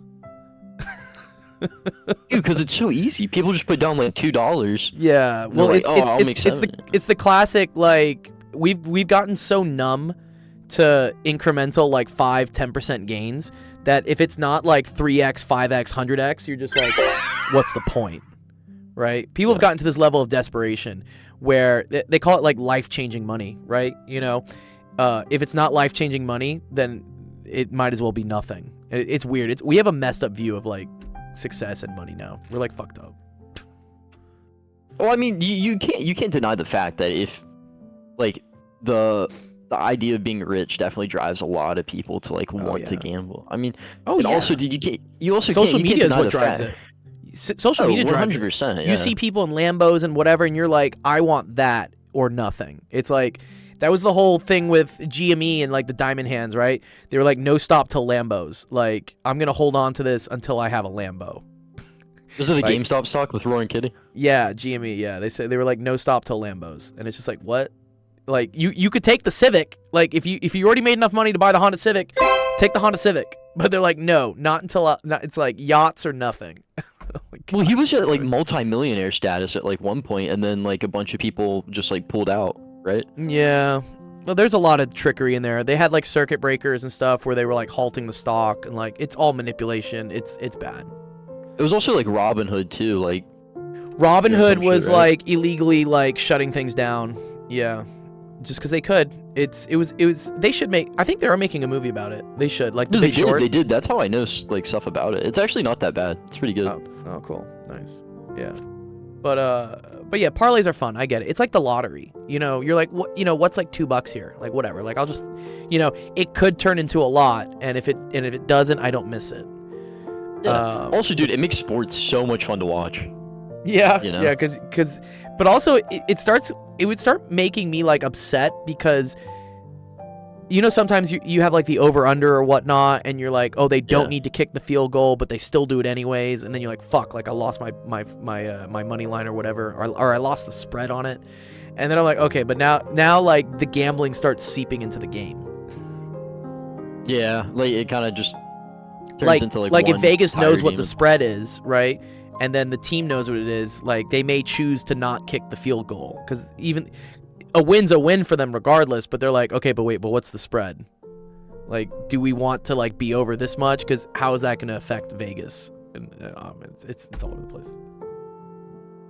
But anyways, have fun. Dude, I'm glad. like, yeah, go on. sorry. No, you go on. I was gonna say, like, also the like DraftKings and like all these like sports betting things are on like literally everything, dude. Like if you look at any MLB games, it's like you'll see like DraftKings in the back or something. Oh yeah, they're heavily promoted. Do you know what Polymarket?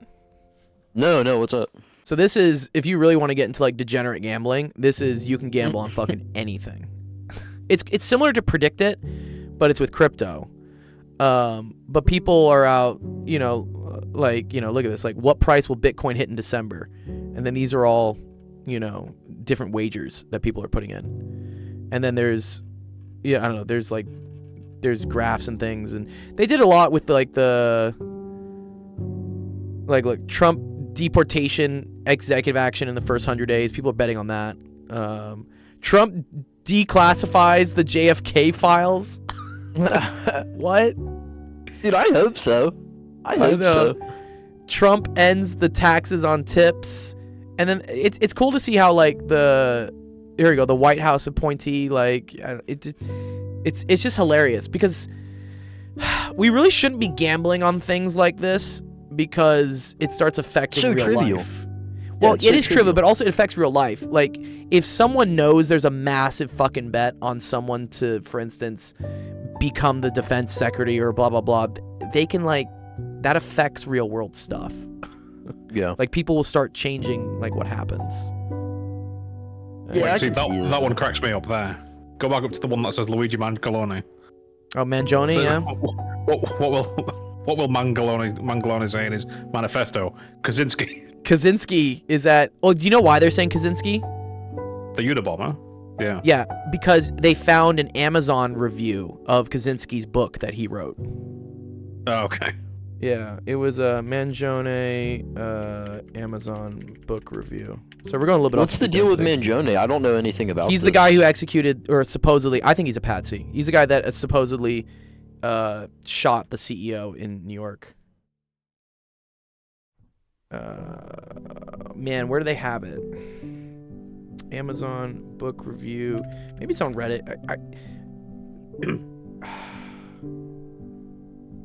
Yeah, here we go. He gave a 4-star review of the manifesto written by Kaczynski. I hope they post it. I know it's on 4chan. I just don't want to open 4chan on Twitch right now. Or ever. Well, I grew up on 4chan. I think I opened 4chan like once, man. Yeah, there's a lot of trash you have to sift through, but a lot of the things that come out before they get scrubbed by the media get posted on 4chan. Really?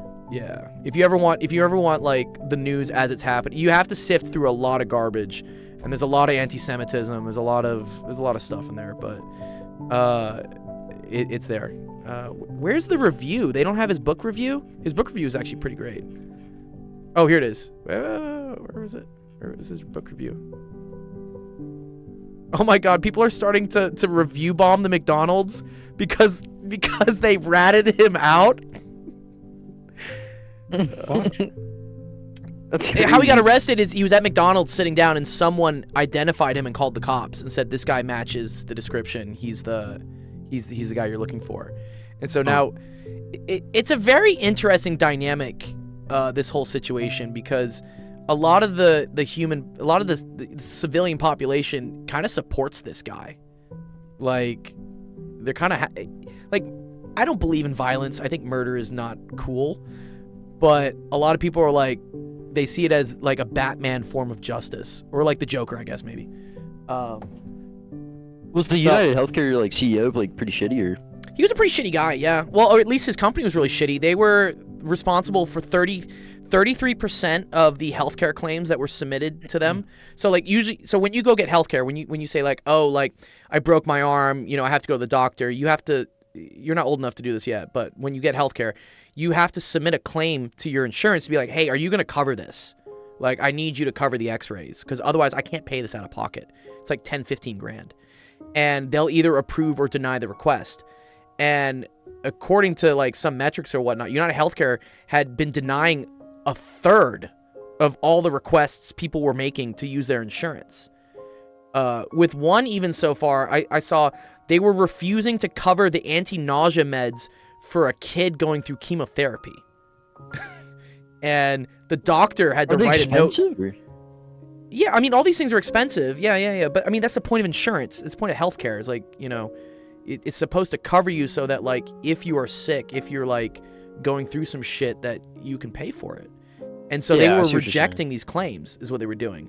And in the name of profits, right? Because these healthcare companies post record fucking profits. These insurance, they make out like bandits, whereas most of the people are like frustrated that they can't even go see a doctor. It's like, what am I paying this insurance for yet? Pardon? It's like, what am I even paying the insurance for? Exactly. Yeah. I mean, luckily I've had a pretty decent experience with medical insurance. I pay like $330 a month or something, but I haven't had anything declined or anything go through. But I know other people have like nightmare stories about this. And then I think apparently United Healthcare was using like AI to determine the best ways for them to reject the claims. Like they wouldn't even pay humans to analyze them. They would pay AI to do it, and then they put it under the false guise of like, we're using AI to streamline healthcare, blah blah blah. And it's like, no, people fucking hate this, dude. Like, anyways, a lot of stuff. What is this you posted? The Beatles are. God damn it. Are you gonna see this? Like, I've been going to the gym, bro. I've been getting swole, bro. Good, dude. Good. I needed to go to the gym today, but I think I'm too busy today. My health always deteriorates in December. It's just because Dude, honestly, I just feel so much better going to the gym. Yes. Like after. Yes. It's called endorphins. You know, there's like literally a chemical reason for this. Yeah, I know, dude. And it's like I had a break during school today, so I was like, well, I'm just gonna go now. Yeah, fuck yeah. Yeah. Dude, I feel the best when I work out and go to the gym. I gotta prioritize my time better. I'm teaching a lot with finals. You see my progress pic? It's my progress pic. Show us your progress pic. It's nothing crazy. It's nothing crazy. But it's like. Where are you posting it? Common area. Oh, common area. Okay, cool. That's dope. Let's see. Nice. Oh, solid. Yeah, you got some good arms on you, dog. Nice. Yeah. I've been trying to like cut and get my core like. Yeah. Just make sure you're not skipping leg day. You could also do a little bit more chest, maybe. Dude, I don't believe in legs. I just use Stairmaster for cardio. No! Don't skip leg day, bro. No, dude, screw your leg day. Dude, I'm sorry, but the last time I did it, I couldn't walk for like 3 days. It's because you got to do it more. Yeah. Yeah, of course. No, I understand that. I understand that. Leg day. Yeah, I know, but it's like, holy, it's like I just got plowed for like 3 hours straight. I know. Well, because it's the biggest muscle group in your body. Half, by mass, working legs is half of all the muscles in your body. So, yeah, if you're doing leg day, don't do anything else. Like, it's intense. But well, dude, the whole reason I have a vendetta against it is because last time I did leg day, and it was like the day after, or like the second day after, and like I guess I had DOMS or something, and I was taking like a girl out, and dude, I asked her like if she wanted to go out, and she was like, maybe not. And so like I asked her later that night, and she said, well, you just kind of walk like super funny. But dude, it's because I couldn't bend my knees. You got mogged by leg day, dude? What? Yes. So it's like, bro, if I could just avoid that problem altogether, like. Yeah. Okay. The way to avoid that problem is to go regularly. You got to go do legs like at least once a week. If you haven't done it in months, then yes, you are gonna look like a cripple who got, I don't know, whatever. Like, if you go at least once a week, the first time you do it, it's gonna suck. The next times after that, it will be much better. I'm guilty of it too, man. The other way to avoid that. What's the other way? Sensation. The other way to avoid that is to not go out with vacuous cunts like that. That's great. Sensation's giving the real advice here, dude. Oh, your fucking legs are fucked. Yeah, shut up, you fucking bint, right? Get fucked. Okay. All right, I have to go teach soon. I love you guys. I love you guys. This is fun, but yeah, I gotta go teach. Let's close the stream off. All right, cool. All right, thank you everyone for coming to office hours today. Appreciate all the fun discussions, questions, everything. Our next stream is gonna be an hour later tomorrow. That's gonna be at 4 p.m. Pacific, 6 p.m. Central, 7 p.m. Eastern. Come on by, get some help. Don't skip leg day. Skip leg day. Don't skip. Maintain your calculator. Maintain your calculator. Don't date vacuous women, or yeah, I don't know. I like the word. The vacuous is a fun word. Dude, dude? Look at my like suggestions here for like who I should raid. It's like, let's yap and build a poinsettia. Hang out while I play with my new toys. Like, what is Twitch turned into, dog? Bro, what does this Twitch? What the fuck, dude? Oh my god. All right, no, let's go raid someone who's like doing something with their brain, please. No, just go into the one that says, I'm gonna go play with my new toys and just spam butt plugs. Oh, Jeff says you're not gonna do my trig identity. Oh, sorry, Jeff. Which one was that? Oh, cosine of 3t is negative 3 cosine of t plus 4 cosine t cubed. Let me do it next time. I'll do it with sines and cosines. But I appreciate Jeff. Thanks for, you're always a great watchful eye on stuff. Okay, well our options are, dude, no one really streams on Mondays. Do we need more people streaming on Mondays? Well, paleontology has been on for 5 hours. Whatever. We'll go say hi to science. They're cool. All right, go say hi to our friends at science. I love Balin. He's a good guy. He fights the good fight, is what I say. Okay. Anyways, have a great rest of your Monday, guys. Good luck on your test was. And we'll see you guys tomorrow. Peace out. Bye, everybody. Bye.